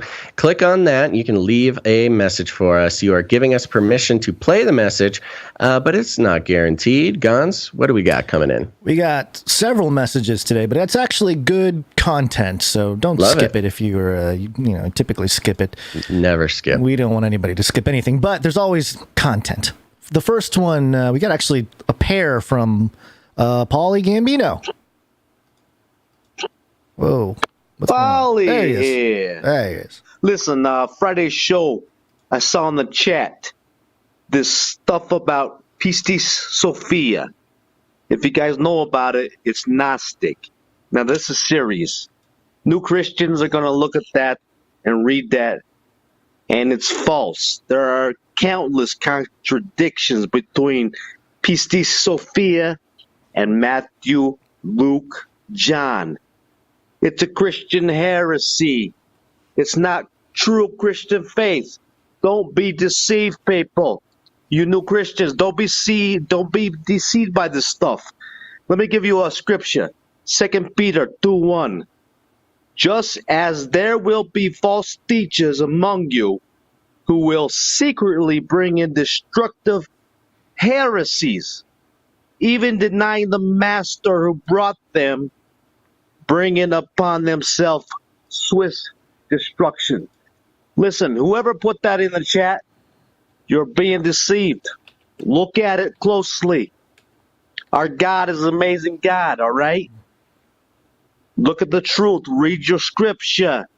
It's all in there. All the information's in there. You can see the false teachings. Read it, people. All right. Love all you guys. Peace out.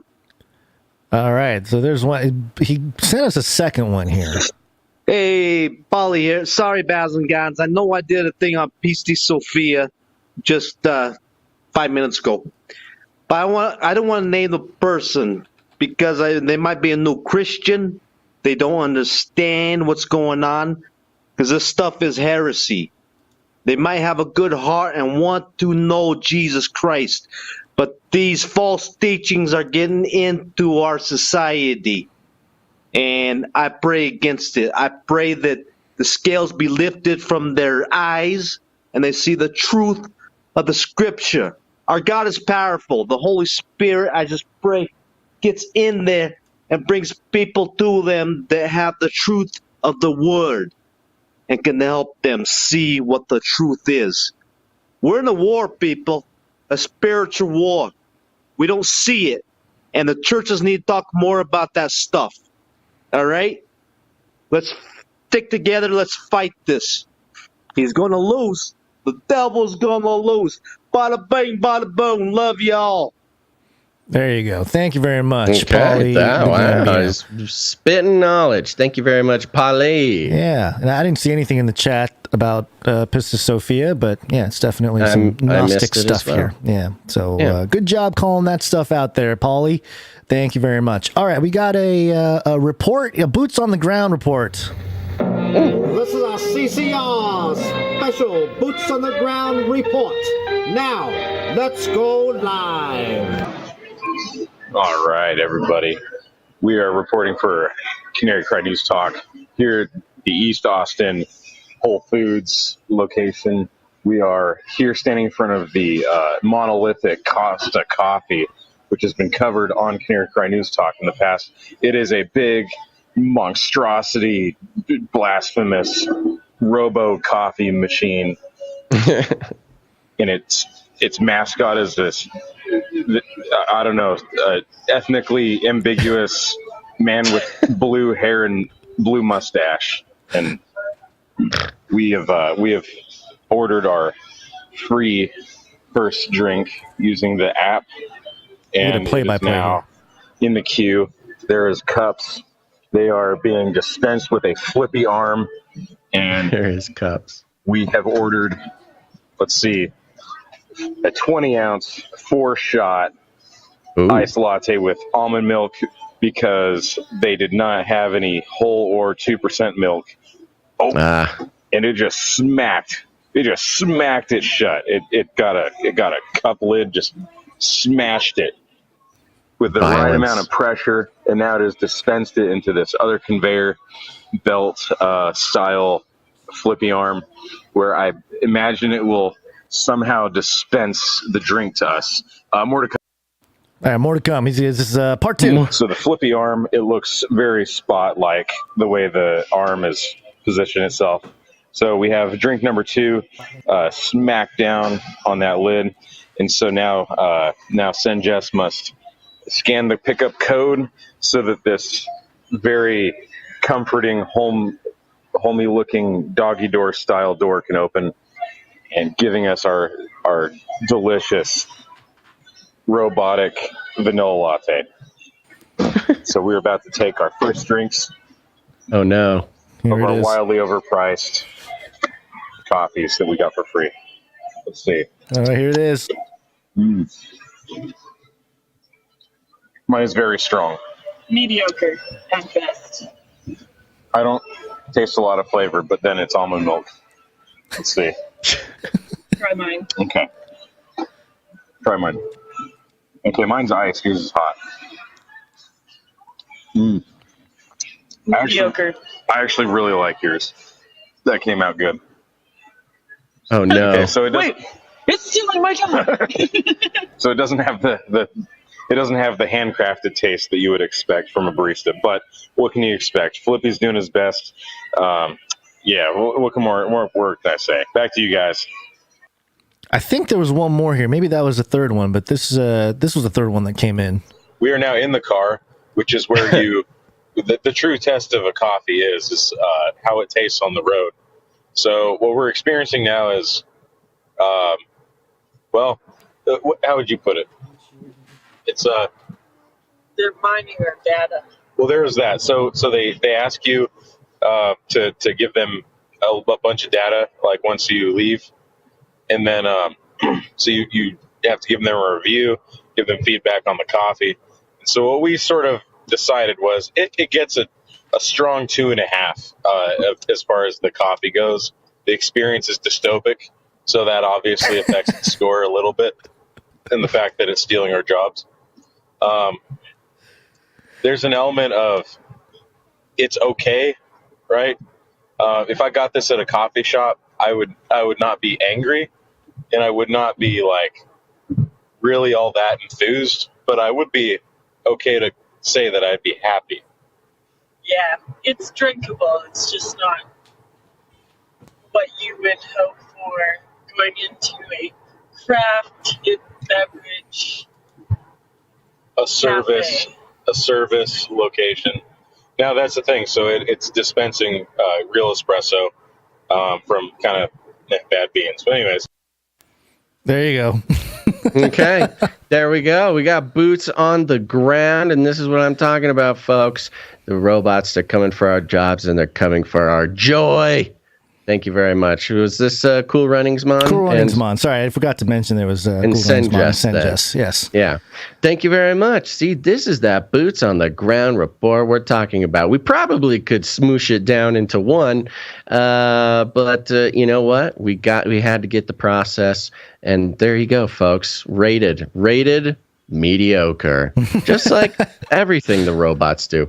But I will say, plenty of mediocre human coffee makers as well. Plenty, yes. Yeah. So, all right. Thank you very much to our boots on the ground reporters. Cool Runnings Mon and SenJess. Keep it going. All right, we got one here from the Sentinel. Okay. Hey, Basil and Gonz and CanaryCry family. It's the Sentinel. Listening to Friday's episode, the breakdown of General Milley talking to the West Point class of 2022. And, it hit home for me because I was actually supposed to be a part of that graduating class. I was going to graduate class of 2022, but I stepped away in 2020 to build the Lord's kingdom and serve him instead. But just wanted to throw out that, West Point has been teaching cadets since I was there in 2018 and 2019 and the beginning of 2020 to be preparing for urban engagements, urban tactics, squad-sized elements using precision, long-range weaponry, high lethality kind of stuff. We were learning all of that in our military tactic courses and actually training stuff in that way. So or training for stuff in that way. So just thought that was super interesting. They've been prepping for that for years, and kind of a cherry on the top in the whole West Point thing.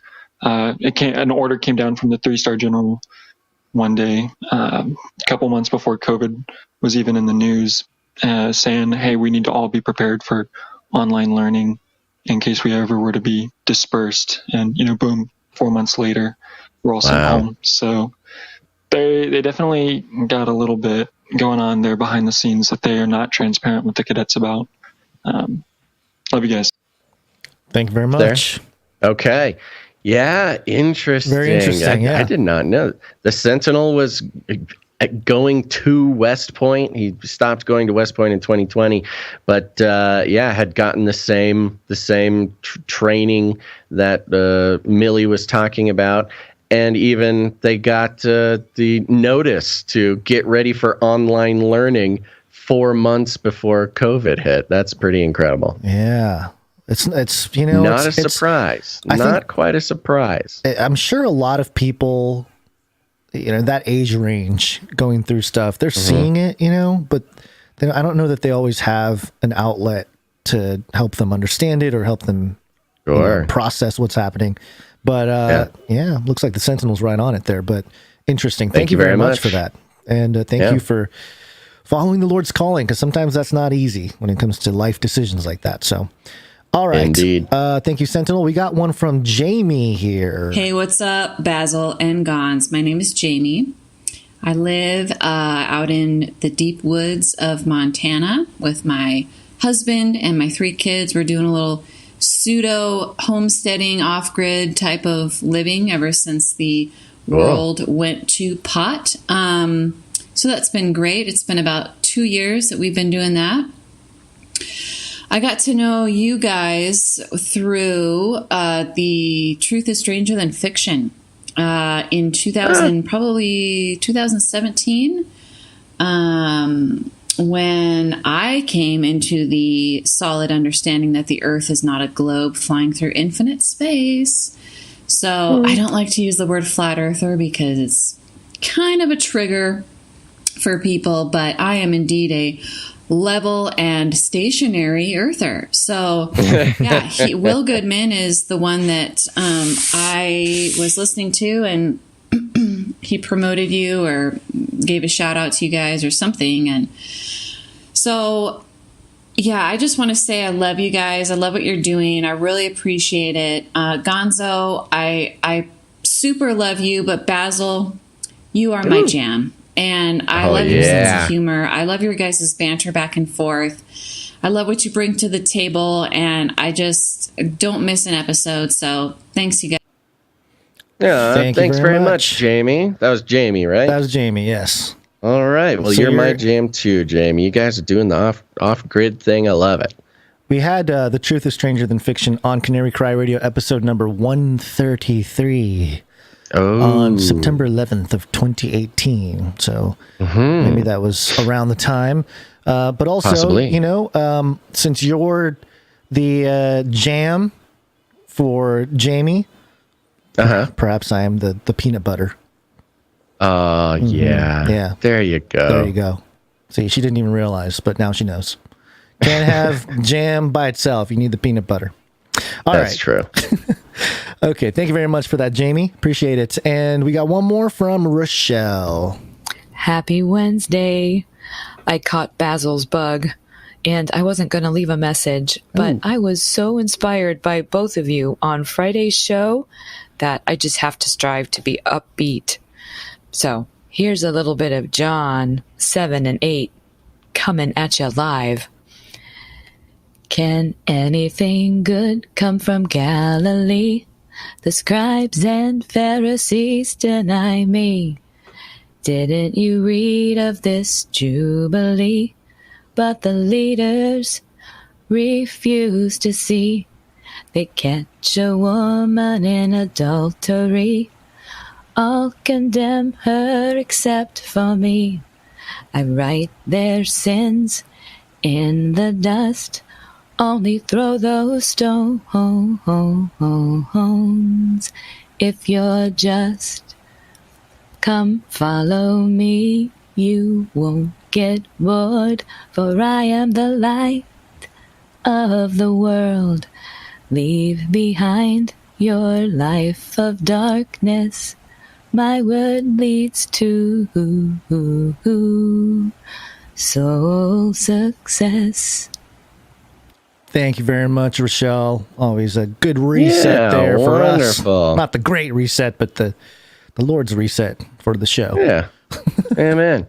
So there you go. Thank you very much, Rochelle. Appreciate it. And thank you to all the SpeakPipe messengers. This is a good one That was today. a lot of SpeakPipes. Yeah. All right. I love it. And if you want to leave us a message, just go to CanaryCryNewsTalk.com. You'll see a green tab somewhere on the page. Click on that.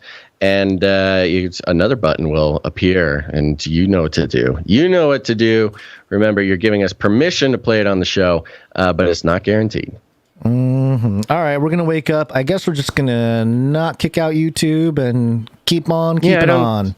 I don't think we need to. There's no plague-related news on today's show. Yes, it's wake-up time. Hey, yo, wake up. Well, there's kind of is, but yeah. Yes, it's wake-up time. Yeah, double wake up. What do you say about that, huh? Double wake up. I got this. Yeah.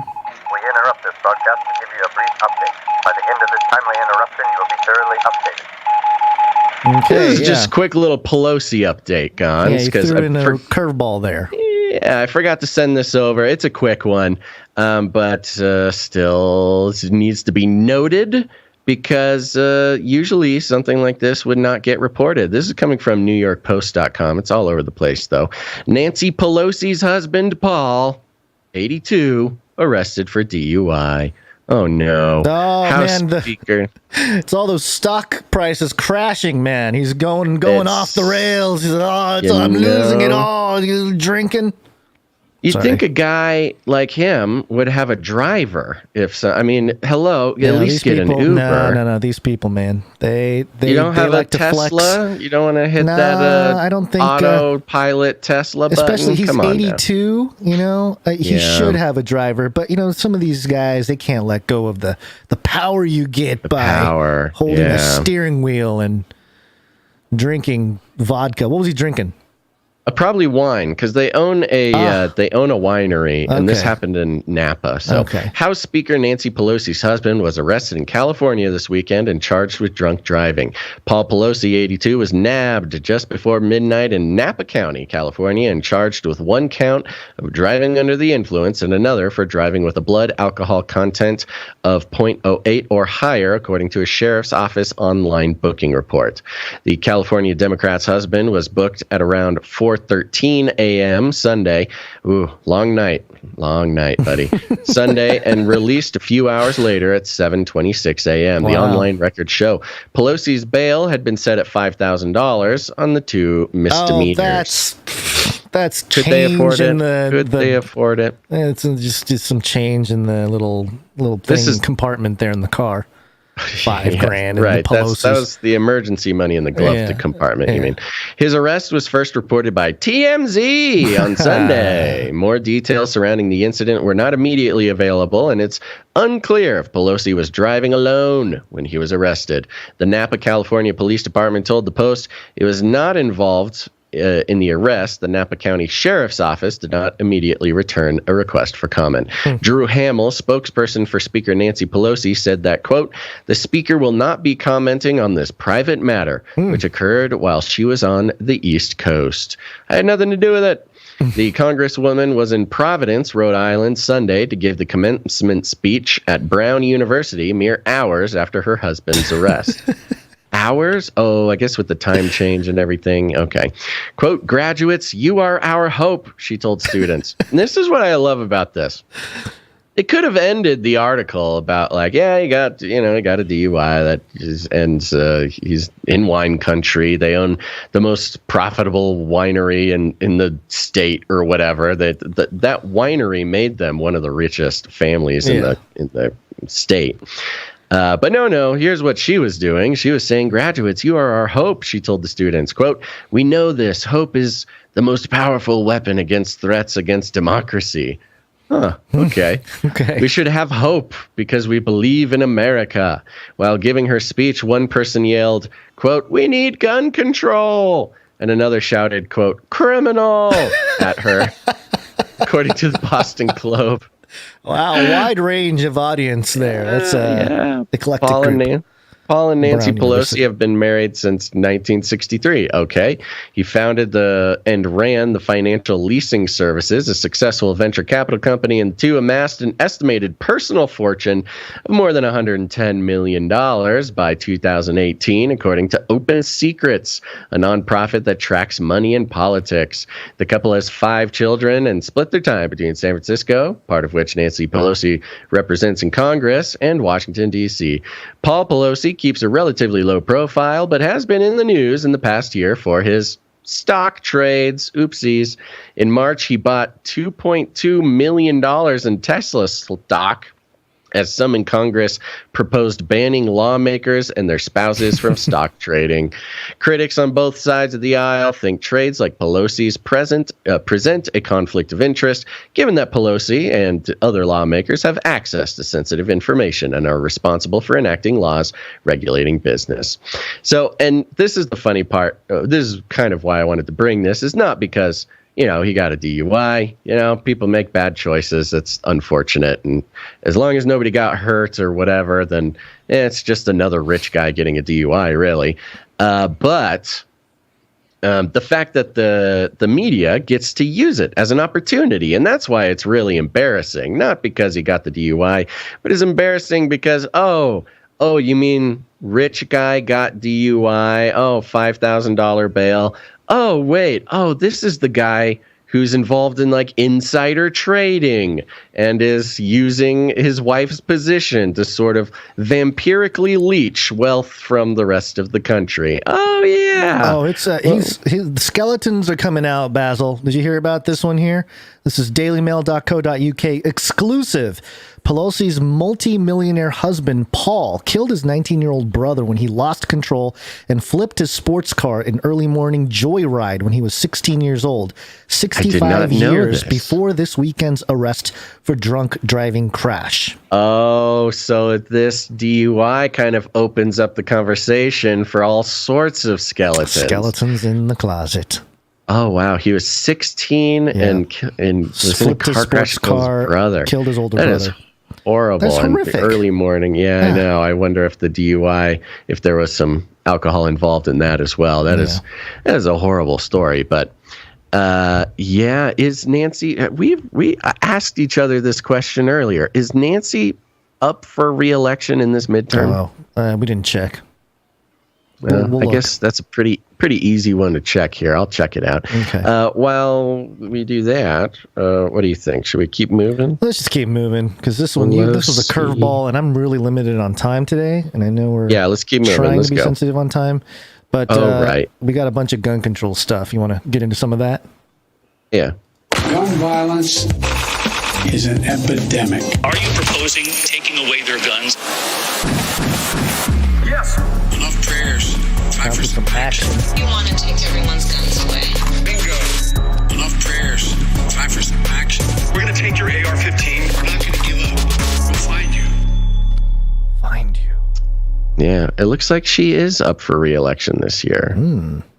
Yeah, okay. Well, we don't have that much gun control stuff, but we do have just an update on the Uvalde thing. This is coming from abcnews.go.com. The headline is, Texas authorities, teacher did not leave door propped open before shooter entered school. Door was closed. Did not lock. I'm so confused. Okay. Like, I read this headline that you sent to me because I haven't been tracking a lot of the Uvalde stuff because it seemed so distractive. But I read the headline and I was like, okay, here, you take it. I don't know what's going on. What's the latest here? You know what? And it's actually really messed up. This is the wrong article, too, because this is a one-sentence article, which just repeats the headline. That is weird. Hey, propaganda. Yeah, on love ABC. it. Hold on. Let me find. Here's the CBS News version. The headline, the subheadline, and the article itself is all the same sentence. What's going on here? Yeah. It just seems like a robot picked it up and sent it in. Here, hold on. Today, folks. I'm going to replace this link for you. Okay. Yeah. So have you been paying attention? No. I mean, have you been following this No. It is so weird. And, again, we have this battle of the explanation for Uvalde because, of course, you've got the gun lobby involved. You've got the Occupy Democrats, the Democrat operatives, of course, are making it all about guns or not guns. You've got Beto, who's using it as a midterm tool. But now the investigation, instead of, whatever, I don't know. First there was the mix-up with the stories from law enforcement not matching up. You've got the law enforcement sitting back thinking that it was over, and meanwhile, the guy's still in there, barricaded, killing more kids. It's just a whole mess. Any update on the two guys that were arrested? The two kids arrested, in 2018 that had plotted to do a school shooting in April of 2022. I have not seen an update on that. No, great. But Yeah. this is that would be one level. that I'm curious about. But right, exactly. And instead of that, here's the level of updates we're getting, and it's like, look, we've seen it over and over. A shooting stays in the news for a couple of weeks and then disappears. We are like 1 week into this, and this is the type of conversation the investigation is going to. The Robb Elementary teacher who propped open an exterior door that law enforcement said a gunman used to get inside and kill 19 students and 2 teachers had closed the door, but did not lock, state police said Tuesday. Investigators initially said the teacher had propped the door open with a rock and did not remove it before Salvador Ramos, 18, entered the school in Uvalde, Texas on May 24th. Investigators have now determined that the teacher, who has not been identified, removed the rock and closed the door when she realized there was a shooter on campus, but that it did not lock, said Travis Considine, chief communications officer. My initial thing, it's got to be a legal thing here from the teacher. Right. Well, changing the story or some we need detail to protect that teacher because, of course, if that teacher didn't close the door, then what a horrible way to be held responsible for this. Yeah. Anyways, this was Travis Considine, chief communications officer for the Texas Department of Public Safety. Considine said the teacher initially propped the door open, but ran back inside to get her phone and call 911 when Ramos crashed the truck. Quote, she came back. Yep. That doesn't. So she was the guy already shooting in the car? No. What? It'll explain. Hopefully, this article explains. The other one did until it was sabotaged. But so she was just working there. The teacher was working there. Had gone outside to pick up to get some like food or cookies from her car or something. Mm-hmm. And that they have. Usually the doors are locked, and this door automatically locks during school hours. And so she propped it open with a rock because she was just going to come right back in. She opened the door, propped it open with a rock, took a couple steps, saw him jump the fence after he had crashed his car, and she saw that he had a gun and then ran back inside, moved the rock, closed the door, and that's when the door should have locked. At least this is the current story. But again, those things always lock on their own if they're supposed to. By the way, those. Yeah, allegedly. Yeah, I mean, unless there's some janitor didn't have the lock in the right position or something. I don't know. Quote, she came back out while on her phone. She heard someone yell, "He has a gun." She saw him jump the fence and that he had a gun. So she ran back inside, removing the rock when she did, Considine said. He continued, quote, "We did verify she closed the door. The door did not lock. We know that much. And now investigators are looking into why it did not lock." San Antonio attorney Don Flannery told the San Antonio Express News that the Robb Elementary School employee, whom he's not naming, closed the door shut after realizing that the gunman was on the loose.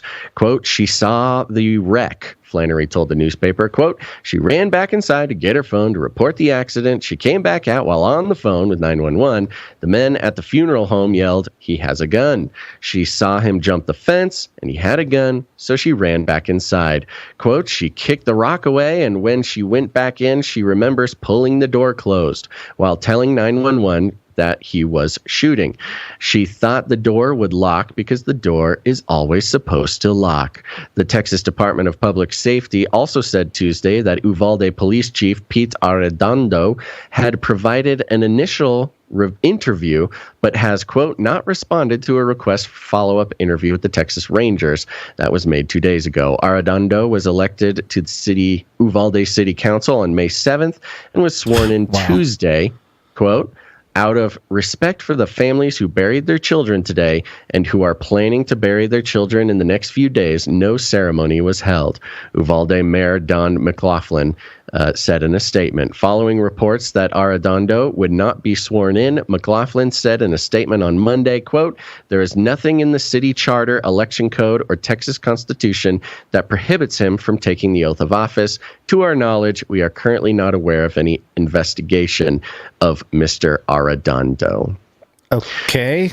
Weird place to end the article. Right? Well, like, right. I don't even fully... So this was the... It. So the problem is that this Chief Pete Arredondo fella was the guy who was in charge of, or one of the fellas in charge of the police during the shooting. And, you know, of course, we know that the police, according to evidence and videos and witness testimony, the police were told to stand down and not go in and not do not go after the guy. In fact, when parents were going to take matters into their own hands, they got tased and arrested, and it was a whole thing. And so they kind of just stood around while the shooting was happening inside. And this Pete Arredondo fella was chief of police at the time. And but on the day, Tuesday, let's see here, it was the city council in May and was sworn in Tuesday. He was sworn in Tuesday. Was it? What's the date of this? It's kind of weird. It's this Tuesday or was it last Tuesday? Yeah, when it was this Tuesday. It was yesterday. He was sworn in, a week after the shooting. You know, where he should technically be under investigation for his calls, making bad calls. I mean, if nothing else, he made some bad calls. Yeah. And so he's they're kind of dismissing it like, he was already elected. Yeah, he's already elected. And they're, I mean, thank God they chose not to have a ceremony, because that would have been a bad look. But yeah, according to the law as it stands, nothing prohibits him from, leaving the police chief thing. I wonder if that's position and going into city office. I wonder if that's I don't know. It just seems like a lot of stoking of political fires when it comes to, because there's that, cancel the police. Well, and that makes it so weird, Yeah. That makes it even weirder is the political angle, because he knew during the shooting last Tuesday that in 1 week, exactly 1 week, he was supposed to be sworn in after winning the election. So you got to wonder, did that have anything to do with his decision making? Did that, did it play any role? But, the mayor is straight up saying, like, to our knowledge, we currently not aware of any investigation into Mr. Arredondo. Really? Nobody's investigating him. Nobody's investigating this whole thing. It's just weird, man. Yeah, it's very strange. Which is not a surprise. This kind of thing is always very strange, and I think it's supposed to be, but now, at least at this point. The fact that the story now is not, hey, the police chief made bad calls and is now on city council or whatever. Look, I mean, city council is city council. It's not like he's becoming president or something. Right. But you mean there's no investigation into his actions? The biggest, school shooting since Sandy Hook, and there's not and mountains of evidence of the weird calls by the police, and by calls I mean decisions, judgments made by the police during that time. Nobody's investigating. Instead, we're investigating whether a door locked on its own or not. That is the direction of this investigation. It is bizarre, and I do not have an answer. I do not have an answer. I don't know what to say about it. It is just the weirdest direction that you could see this going in. Is Arredondo, is he a Republican or a Democrat? Is it? That's a great question. I don't know. We could do a quick little licky-loo. Look here. Is it Johnny Arredondo? Let's see not. here. Here we go. Pete Arredondo. Pete Arredondo. Here we go. Let's see. Pete Arredondo, and he would be Uvalde, city council, I guess. Right. Let's do this. Pete Arredondo, political registration. Political. My computer is so slow. I think he's a Republican. Yeah, I mean, it's small Wouldn't town be surprised. Texas. Yeah, There's a small good town Texas. chance. Yeah. And, again, being a Republican in small town Texas, you got to imagine that he's a two-way supporter, which is good. It's fine. Oh, here we go. Heavy.com. Pete Arredondo. Five fast facts you need to know. Oh, he's a POC. That's something we can see right off the bat here. Arredondo treated the active shooter as a barricaded subject. Yeah, we know that. Oh, Heavy, come on, do something good. Arredondo was just elected to the city council, promising to keep our streets clean. Okay. Arredondo was born in Uvalde and graduated from the local high school. Okay. Arredondo once worked as a 911 dispatcher. Okay. Fast facts. You mean useless facts. McCraw confirmed there was a 40-minute gap while Arredondo waited. Okay. Ooh. All right. Well, that's just a hit piece on Arredondo. Yeah, this is a nice hit piece on Arredondo, but he's already elected, and there he goes, man. Yeah, I don't know. I'm just, again, sort of obsessed with the way that the news media is handling the investigation happening. We've devolved to, did the teacher who went out to her car close the door or not?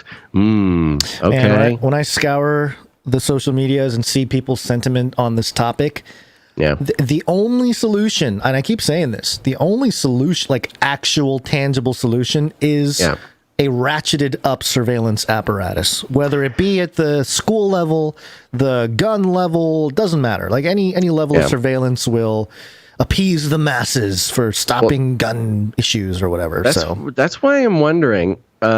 I think this did the door close thing might be. Yeah, that's the surveillance aspect. Oh, if we had cameras on there, we would know exactly what happened. Well, I think the cameras did verify, although they didn't say, but I'm trying to think. I mean, if you really verify if the door closed, you need a camera on it or something. But I'm thinking that did the door close conversation is kind of part of the gun lobby strategy. Yeah. Right. Well, it was, did it close first? Now it's did it lock? Because it doesn't matter if the guy had a gun or didn't have a gun. If the door didn't close, it's the door's fault. Which, I mean, there's ban all doors. Down with the doors. Yeah, we need more doors. We need laser. We need more door budgets, man. Lock the doors. But I mean, it is not a entirely irrelevant conversation. No, that's what I'm saying. There's a certain level of surveillance apparatus that seems to be a kind of solution to some of these issues. But now, could he have shot out the door or shot the window and reached in and done the door? That's the other side of it. It's like, a lot of times. There's other ways to get in. According to movies, what you do, you got to shoot the surveillance camera first, right? You got to shoot the camera, unless you got someone on the inside that's replace the tape and it rolls some old footage. The old Ocean's 11 switcheroo. And then you just shoot the lock, and it doesn't matter. That's why get it to a military level, military grade. We need some blast doors, some booby traps. Yeah, there you go. Oh, that was another part of the conversation. Somebody was talking about booby traps, how we need to booby trap schools. That'll be good. Every other day, they're bringing down kids that are hanging from their feet and caught in the rope. Ridiculous. It's like a net that you step on it and the net swoops you up like in Hook. Yeah. All right, what do you got? We got some. Well, that's not going to kill us. Something else will.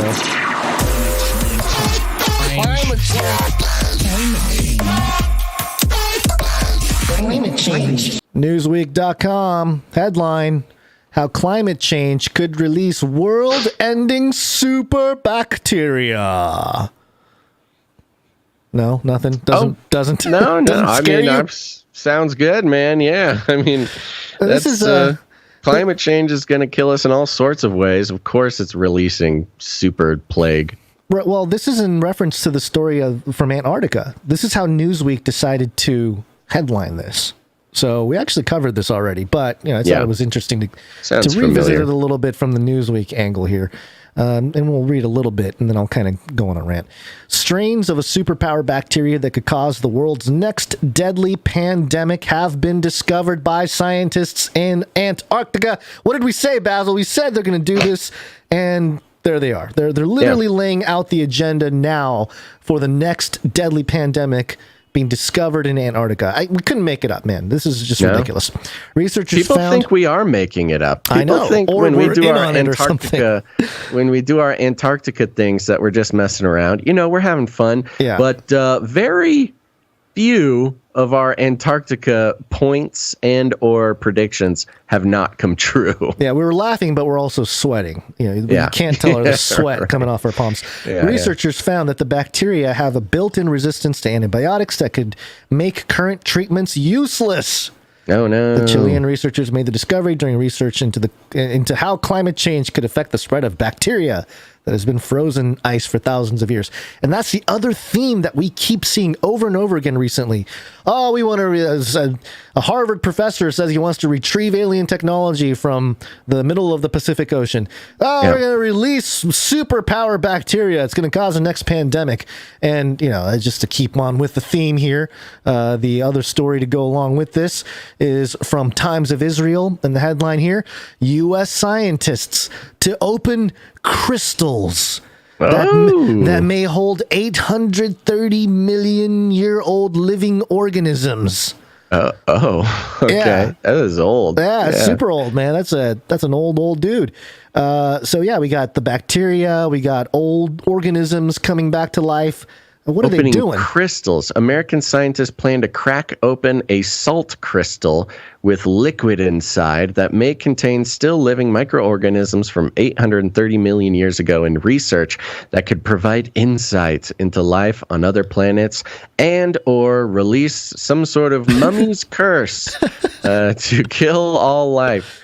Yeah, this sounds like a bad idea. Yeah, the salt crystals called halite hold liquid from when the mineral originally formed, and scientists observed shapes inside that appear to be microorganisms. The researchers used imaging techniques to peer into the liquid and saw what appeared to be organic solids and liquids. The minuscule objects were consistent in size, shape, and fluorescent response to algae and prokaryotes. Simple single-celled organisms, the researchers said. The trapped liquids, quote, serve as microhabitats for trapped microorganisms, allowing exceptional preservation of organic matter over long periods of geological time. The researchers wrote in a paper published earlier this month. They could still be surviving within that 830 million year old preserved micro... I lost the page here. Microhabitats. Yeah, the microhabitat. Yeah. My browser went haywire here. Okay. And it just connects it to research on Mars and planet. Why is it that for the skeptics, right? The whole space skeptics, planets out there that are inhabitable type of thing. They do an awful lot of, hey, we're researching our own stuff here to tell us more about those really far away rocks that we're going to fly to because of Elon. Right. The things happening here happened at other places, you mean? Yeah, it's a very convenient, sort of continuous tread of just trying to do anything here or discover things here or something and just relate it to some kind of outer space life, which I find very fascinating. Part of me wonders, though, I wonder if these stories about scientists setting free deadly bacteria from a salt crystal, or, the climate change, setting free deadly bacteria from Antarctican soil. It serves as a very useful sort of foil or distraction from, we created this one in a lab, or... That's true. Escaped. Well, if you're going to have a scapegoat, it's you don't want climate change. Yeah. You got climate change as your ultimate scapegoat, and then it's not the scientists. They're just trying to. They're the watchmen. They're the watchmen of this destruction. They're the priests. Apocalypse. Or Yeah. the priests, they could never do anything wrong. Right. So very interesting. Just a theme that keeps popping up is, we're just opening up old stuff. Love it. And remember the mummy? Us. Remember the mummy that they opened up? Brendan Fraser? No, the mummy. They found a mummy. They opened up the mummy. Yeah. Publicly, and then there's like some sludge in there, and they thought about that could not have been too far before COVID. You remember that? I'll look it up here. That's it's a good point. Yeah, maybe COVID is Egyptian mummy curse sludge. Black goo. Could be. Yeah. Okay, well, I'm going to move on here because, we're limited on time. We're going to take another quick break here. It's break time! Come on, take a break. This is our break where we thank our producers who come in with their talent. Canary Cry News Talk is a place for therapeutic reflection of our troubling world, and we encourage those of you out there who have any kind of talent when it comes to communicating all these troubling things through art, music, interpretive dance, some kind of, I don't know. I'm just trying to think of something exciting, but I can't really think of much other than interpretive dance. We're still waiting on that one. You already said we're making the suggestion about fushigi. Oh, right. Fushigi jugglers out there. Yeah, there you go. Is that Japanese or is that... Because fushigi means strange in Japanese. Yeah, I'm assuming it's Japanese. Yeah, okay. But yeah, it's the David Bowie crystal ball juggling thing. Right. Yeah, thanks, David Bowie. Yeah. So there you go. We're gonna share them here so we can process it together. We're gonna start with some audio production. Audio production.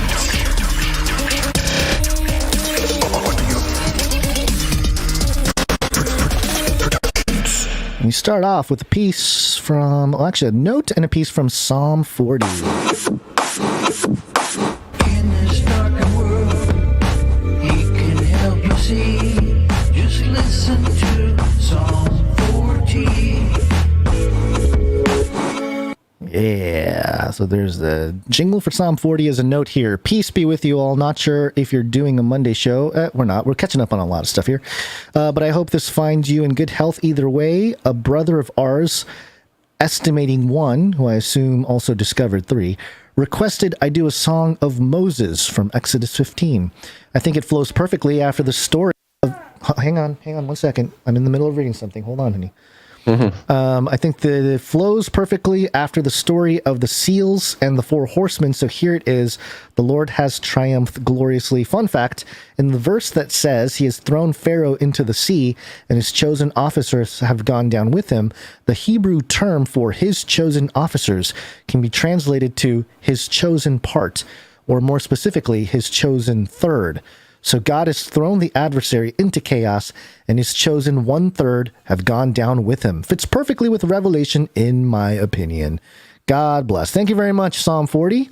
And here's a little bit of the track that we will play in full at the end of the episode.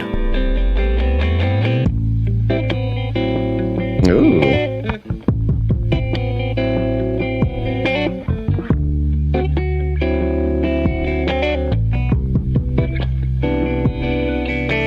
I will sing to the Lord, for he has triumphed gloriously. The horse and his rider have been thrown to the sea. The Lord is my strength and my song. He has become my salvation. This is my God, and I will praise him. I like the vibes. Thank you very much, Thank you, Psalm 40. Very good. And we'll play the whole thing at the end of the show. All right. We got another one here from Marty B. Where's my Marty B? Jingle, maker jingle. No, I found it last time at some point, but oh man, here it is. Nope, that's not it. That's technical difficulties by Marty B. Which I guess you could say this is a technical difficulty. Here, I'll help you out. Yeah, you got it? Stall No. for 5 seconds. Here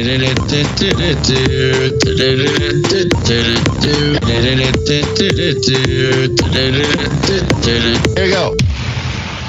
That's not enough time. No, Because it's labeled something weird, and it's a really old one.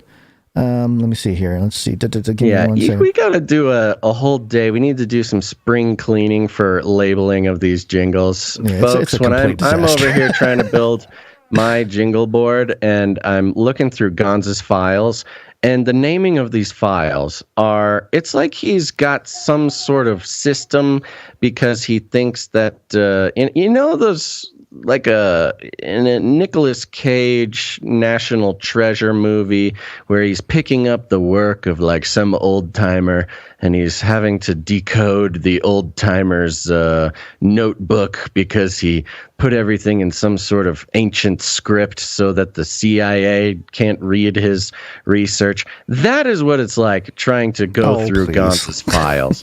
It is complete absurdity. Well, okay. Well, to safe, my defense, in fact, I will defend myself. Safe, in fact, that he cannot even find that's his true. own file. That's true. Well, that's true. Yes, but also, a lot of times I'm not.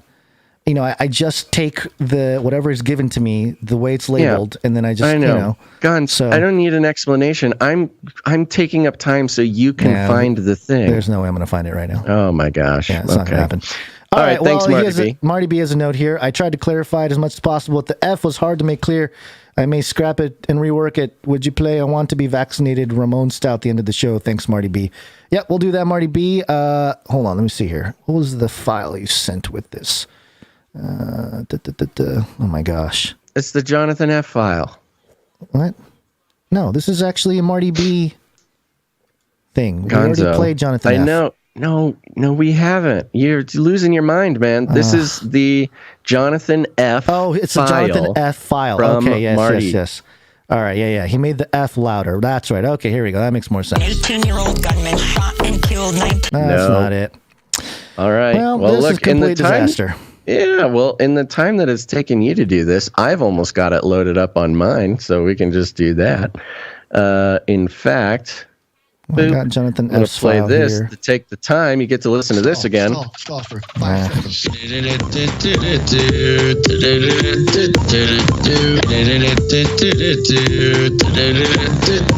we go.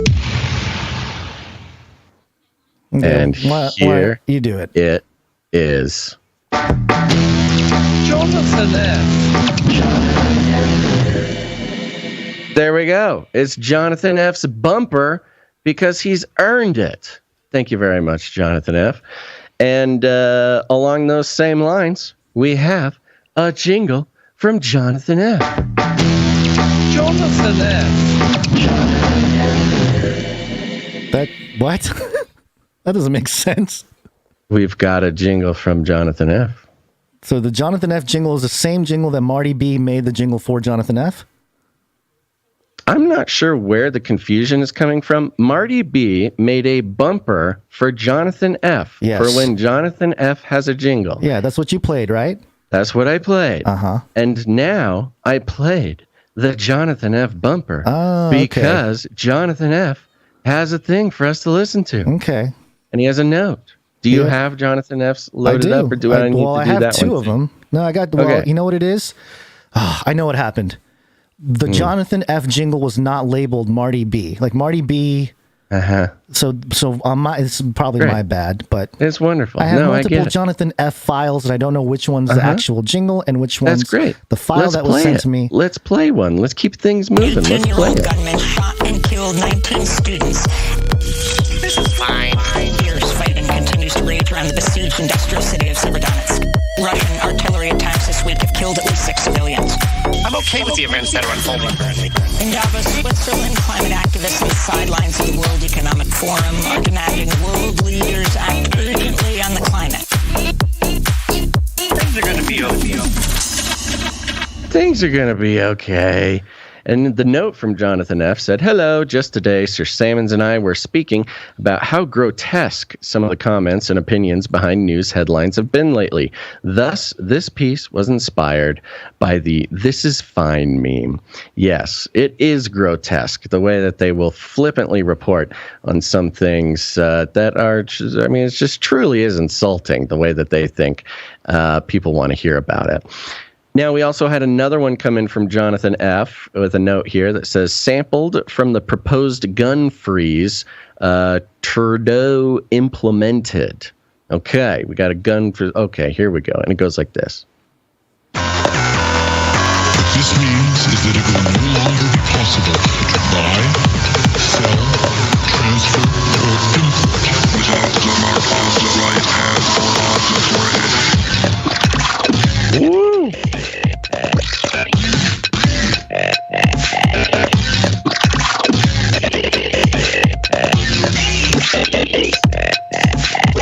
Wow, that is hardcore. Is that the one that just I like came it. in? It goes on. Yes. Labeled The Mark? Yes. Okay. That Well, was there you it. go. Like, see, if And I it goes download on- that and you know what I mean? Like, that's I'm not going to ever find that.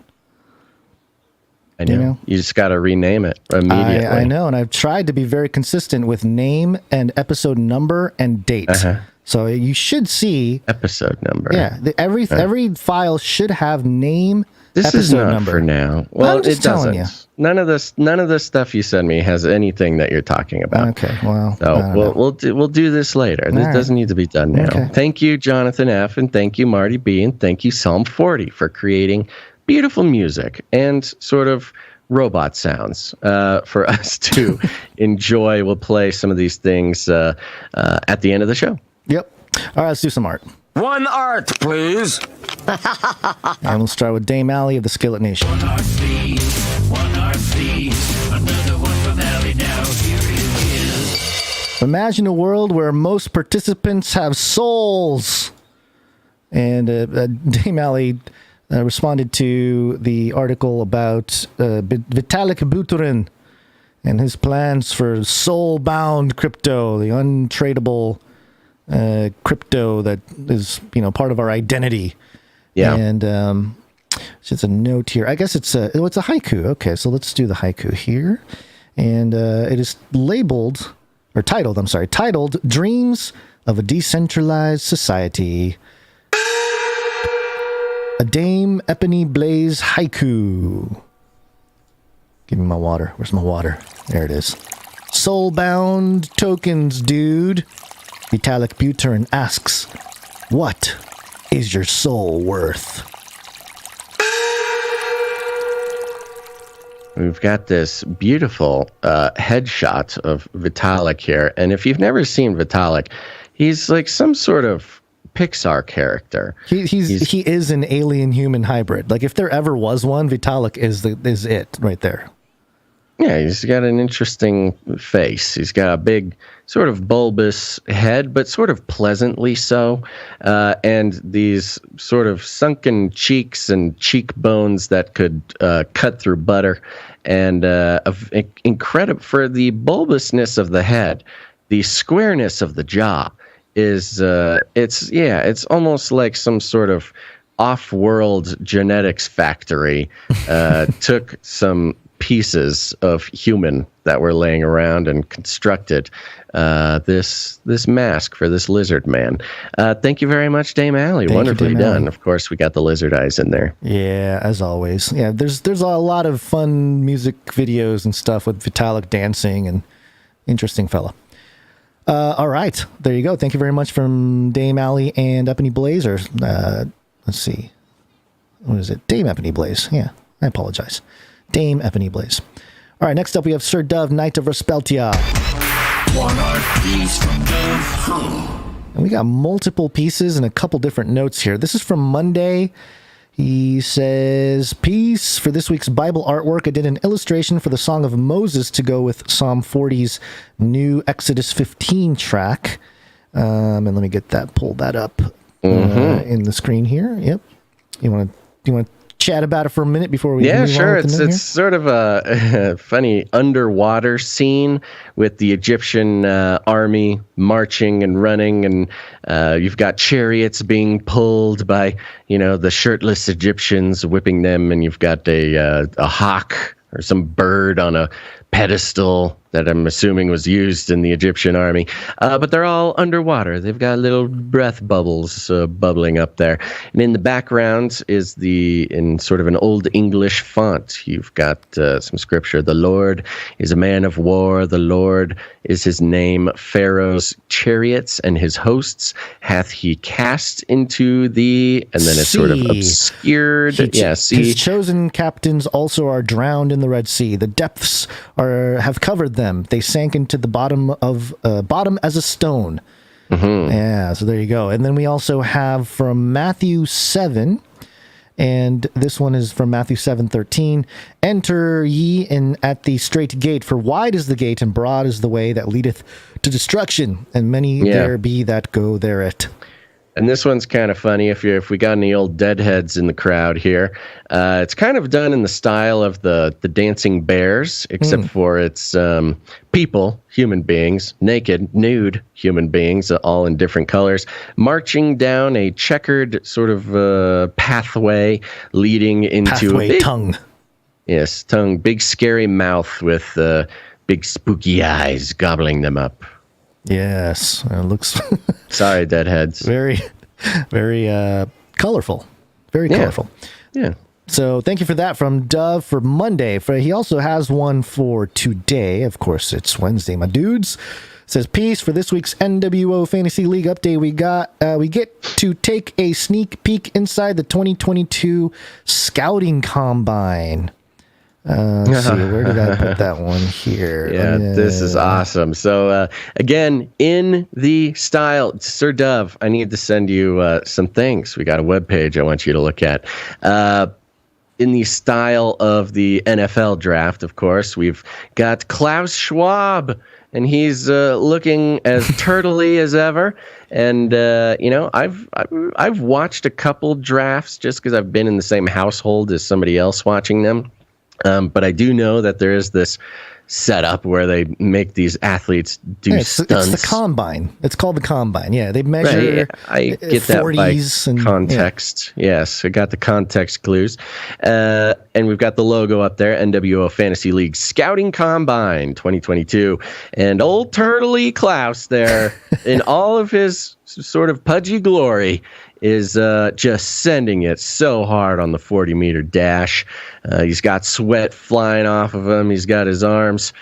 He's a little detail here, Gonz. You'll see his right hand is in his finger cowboy position. It's close. I think it was between the index and middle, wasn't it? Or was it the... Yeah, I think it was between his index and middle. Either way, he switches it up, you know. Sure. So it's just sort of his normal. It gives him aerodynamics. And this is hilarious. We'll definitely use this on the marketing materials for the NWO Fantasy League. Thank you very much, Sir Dove. Well done, Sir Dove. Appreciate it. All right, we got some other ones here. This one's from Rab. And Rab has a note. Basil whispers and Gonz shouts and screams. You wouldn't half know CERN has started up again. The world is upside down. God bless you, boys. Ah, yes, Rab. yes. And we've got this image here of a sort of Buddha character. Well, it's a picture of a Zen garden, like a little at-home Zen garden. And the Buddha has big googly eyes. Somebody stuck some googly eyes on the Buddha. It says here, having problems sleeping? Listen to ASMR Basil to drift off into dreams of bunnies and emu. That's right. Thank you very much. ASMR Basil podcast coming soon. Yeah, you're going to be busy over there. You got a lot too many things. You know, all this free time I have. You know. Yeah. All right. Thank you very much to Rab, and that does it for the artwork. We got wonderfully done. We got a couple microfiction here. Microfiction. Microfiction. And we are going to start it off with Wrong Smash.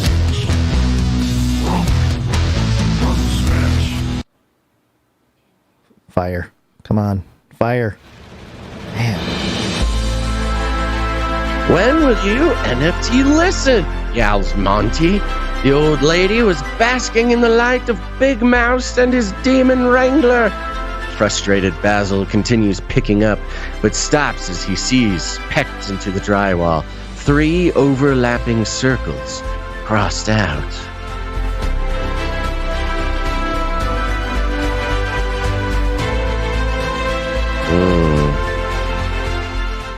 Propaganda Rooster, not a fan of Mickey Mouse, it sounds. Thank you very much, Runk Smash. Thank you, Runk Smash. All right, we got one more microfiction from the Sentinel. It's going to fire? There it is. The skating rink is packed with competitors and fans alike from all over the valley.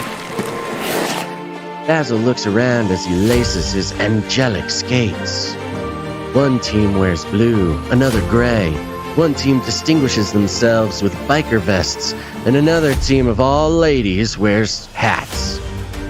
Across the room, separated from the rest of the crowd, is the Alpha Boys, cloaked in their skull hoodies and armed with their red skates. Johnny Cale locks eye contact with Basil. For a moment, Basil thinks he sees a glimmer of light in the Alpha Boys' blackened eyes, but it quickly disappears. Their attention is drawn away from each other as a man begins to talk on the microphone. All right, everyone, are you ready? Let's get this competition underway.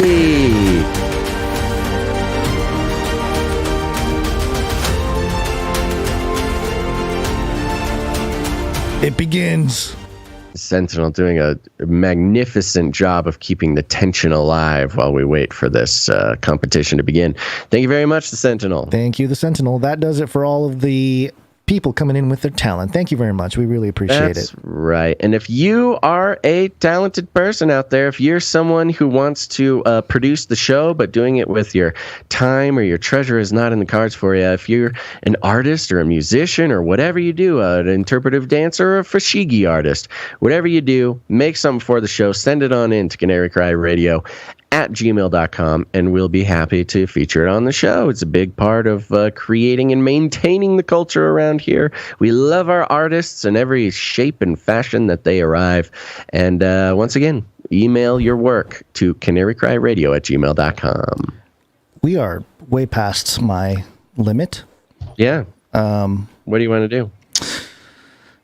Just blast through it. Let's do it. Blast through it. Okay. Blast through. We're Blast through. Here we go. Blast through. Wake up. Yes, it's wake up time. Hey, yo, wake up. It's cold. This one. Let's go. Antarctica, go bird. It's snowstorm. Antarctica. Ice scientists are penguins. Antarctica, they're opening the abyss. Yeah, this one comes. Thing, huh? Oh, whatever you want. This one comes courtesy of Derek Gilbert. Thanks, Derek. Talked to Derek yesterday, and he was inspired by the Nephilim Penguin character in the New World Order Fantasy League, and I think it got his brain going. He sent us this over on Twitter.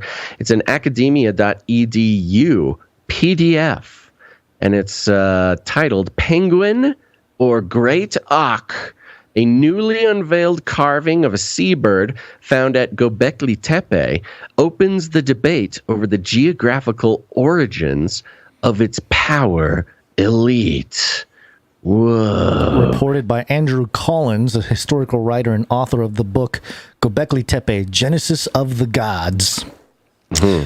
So, I mean, we talked about Göbekli Tepe recently in a more private parts kind of conversation. Remember that article that you were upset at me for not... It's a PG-13 article, yeah. And yeah, so I haven't had a chance to really dig into this thing yet, but there was a part in here that I thought was fun because it's, they're going around, he's looking at these different things, and there's a sentence in the article. It's a penguin. And it says, as I was photographing the various exhibits in this display area, one carved panel caught my attention. It is mounted on the rear wall and shows a bird in an upright position, with long tapered body, an L-shaped head, an extended beak, tiny outstretched wings, and a small wedge-shaped tail. The carving was of a flightless bird. This seemed certain, yet from its webbed feet and general appearance, there seemed little doubt it belonged to the penguin family. No other bird matched all the various components. It had to be a penguin, raising the question of why no mention of this beautiful carving was made by Joris Peters and Klaus Schmidt in their authoritative review of Göbekli Tepe, Zoomorphic Art and Faunal Remains, published 2004. This was actually referenced in the last article we talked about, too. Yet, if it was a penguin, how did the Göbekli Tepe builders come to witness a flightless seabird only indigenous to the southern hemisphere? Indeed, biogeographical maps show that penguins are found only in Antarctica, off the Cape of South Africa, or wait a minute, on the southern coast of Australia, on the west coast of South America, and on the Galapagos Island of the Pacific. No species of penguin are known in the northern hemisphere. And then it goes into the dodo and stuff. But yeah, there you go. We'll dig into a little bit more, but it looks like there's a photo of a penguin-like seabird. And yeah, it's definitely an upright bird. It does look like a penguin. Well, and the interesting thing about this is the connection that they are making with the elite ruling class. The ruling class of the ancient world. Yeah. And sort of giving the impression of its power elite class had some contact with perhaps Antarctica, which, if we're talking about the current trajectory of the elite ruling class of today's world and the utopic promise of Antarctica, the history just sort of rhymes with itself. We've got Antarctica not just as a sort of wasteland, a white desert, but rather the sort of pilgrimage, the target of pilgrimage of the power elite from ancient times until now, bringing back the regal penguin as their symbol. We see it happening over and over, and even with the Antarctic tourism, luxury tourism that we're seeing pop up over and over, it's only accessible to those who would be considered in sort of the elite classes, financially at least, of the world. And just the big old wheel keeps on turning, Gonz. We got other stuff to cover, but we're going to have to do it another time. I'm completely out of time. I'm very late. And let's do it. And Me Poo and Amber Turd are trending. So I think it's time we call it a day. It's time we call it a day. Yeah, thanks everybody for coming in and hanging with us or listening to us later on. We will be back on Friday. That is the 3rd of June, just a couple of days, so don't get too comfortable. Thank you to those who made this show possible. That's our producers with their time, their talent, or their treasure. And dear listener, if this show brings any value to your life, please consider becoming a producer. Head on over to CanaryCryRadio.com/support. Yes, do that. Sorry. CanaryCryRadio.com/support. Yeah, or of course, patreon.com/CCNT. It's the only way we can make it work. Thank you to all, especially our executive producer. And our executive producer's name is something that I totally remembered. Kaylee L. Thank you, executive producer Kaylee L. Let's see here. Let's go ahead and thank the clip producers, our clippies. Oh yeah, sorry. I'm really rushing to get out of here, so I'm like trying to get I know. I'm just going to thank the people, and we're out of here, baby. Yep, hold on 1 second here. Flippy on those videos. Thanks. Yeah, Emsworth, Faylivern, and Epsilon. Thank you guys so much, and thank you to our timestampers. Timestamp. Timestamp. It's hard work. Timestamp.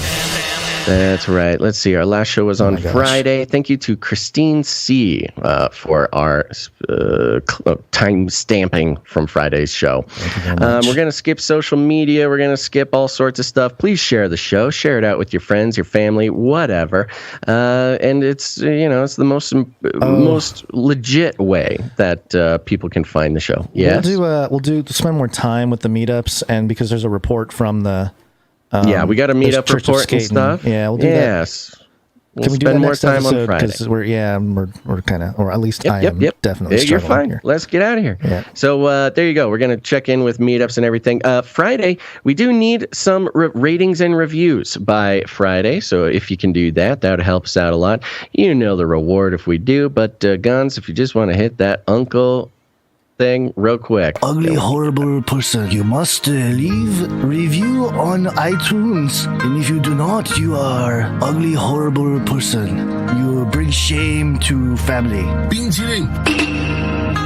Ugly, horrible person. That's right. Just a few more ratings and reviews this week, and we will be so stoked.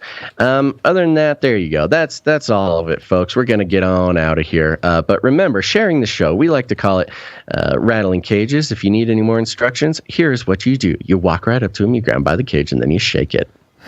Load. The end of the world occurred pretty much as we had predicted. I want to shake things up, stir up some controversy, rattle a few cages. Hey, stop that! You'll never silence me. I'm the last angry man, a crusader for the little guy. Leave the bird alone. Never. Rattle a few cages. Rattle a few cages. The human race will have every opportunity to improve. And if they don't? Ask Noah. That's right. Just ask Noah. Yeah, I'm seeing here we got 3 reviews. 2 more reviews, folks. Come on now. Go leave reviews on Apple Podcast. All right, Gonz, any last words? I'm going to have to apologize to the producers who came in with some music to play at the end. I'm looking at the clock. I can't believe we did this today. Mixtape on Friday. Mixtape on Friday. Yeah, mixtape All Friday. right, everybody. Yeah. Thanks for listening to this episode of Canary Cry News Talk. Make sure to tune in next time. But until then, think outside the cage. Wow. Oh my gosh. I cannot end the show. Here we go.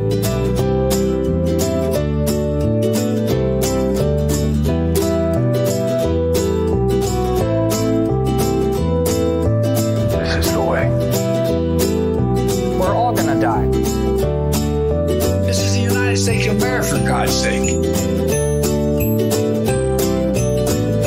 We will hunt you down and make you pay. Do not come back, you Nazi psychopaths. I'll keep you warm and safe in my people zoo. Give me a break. Feed him more.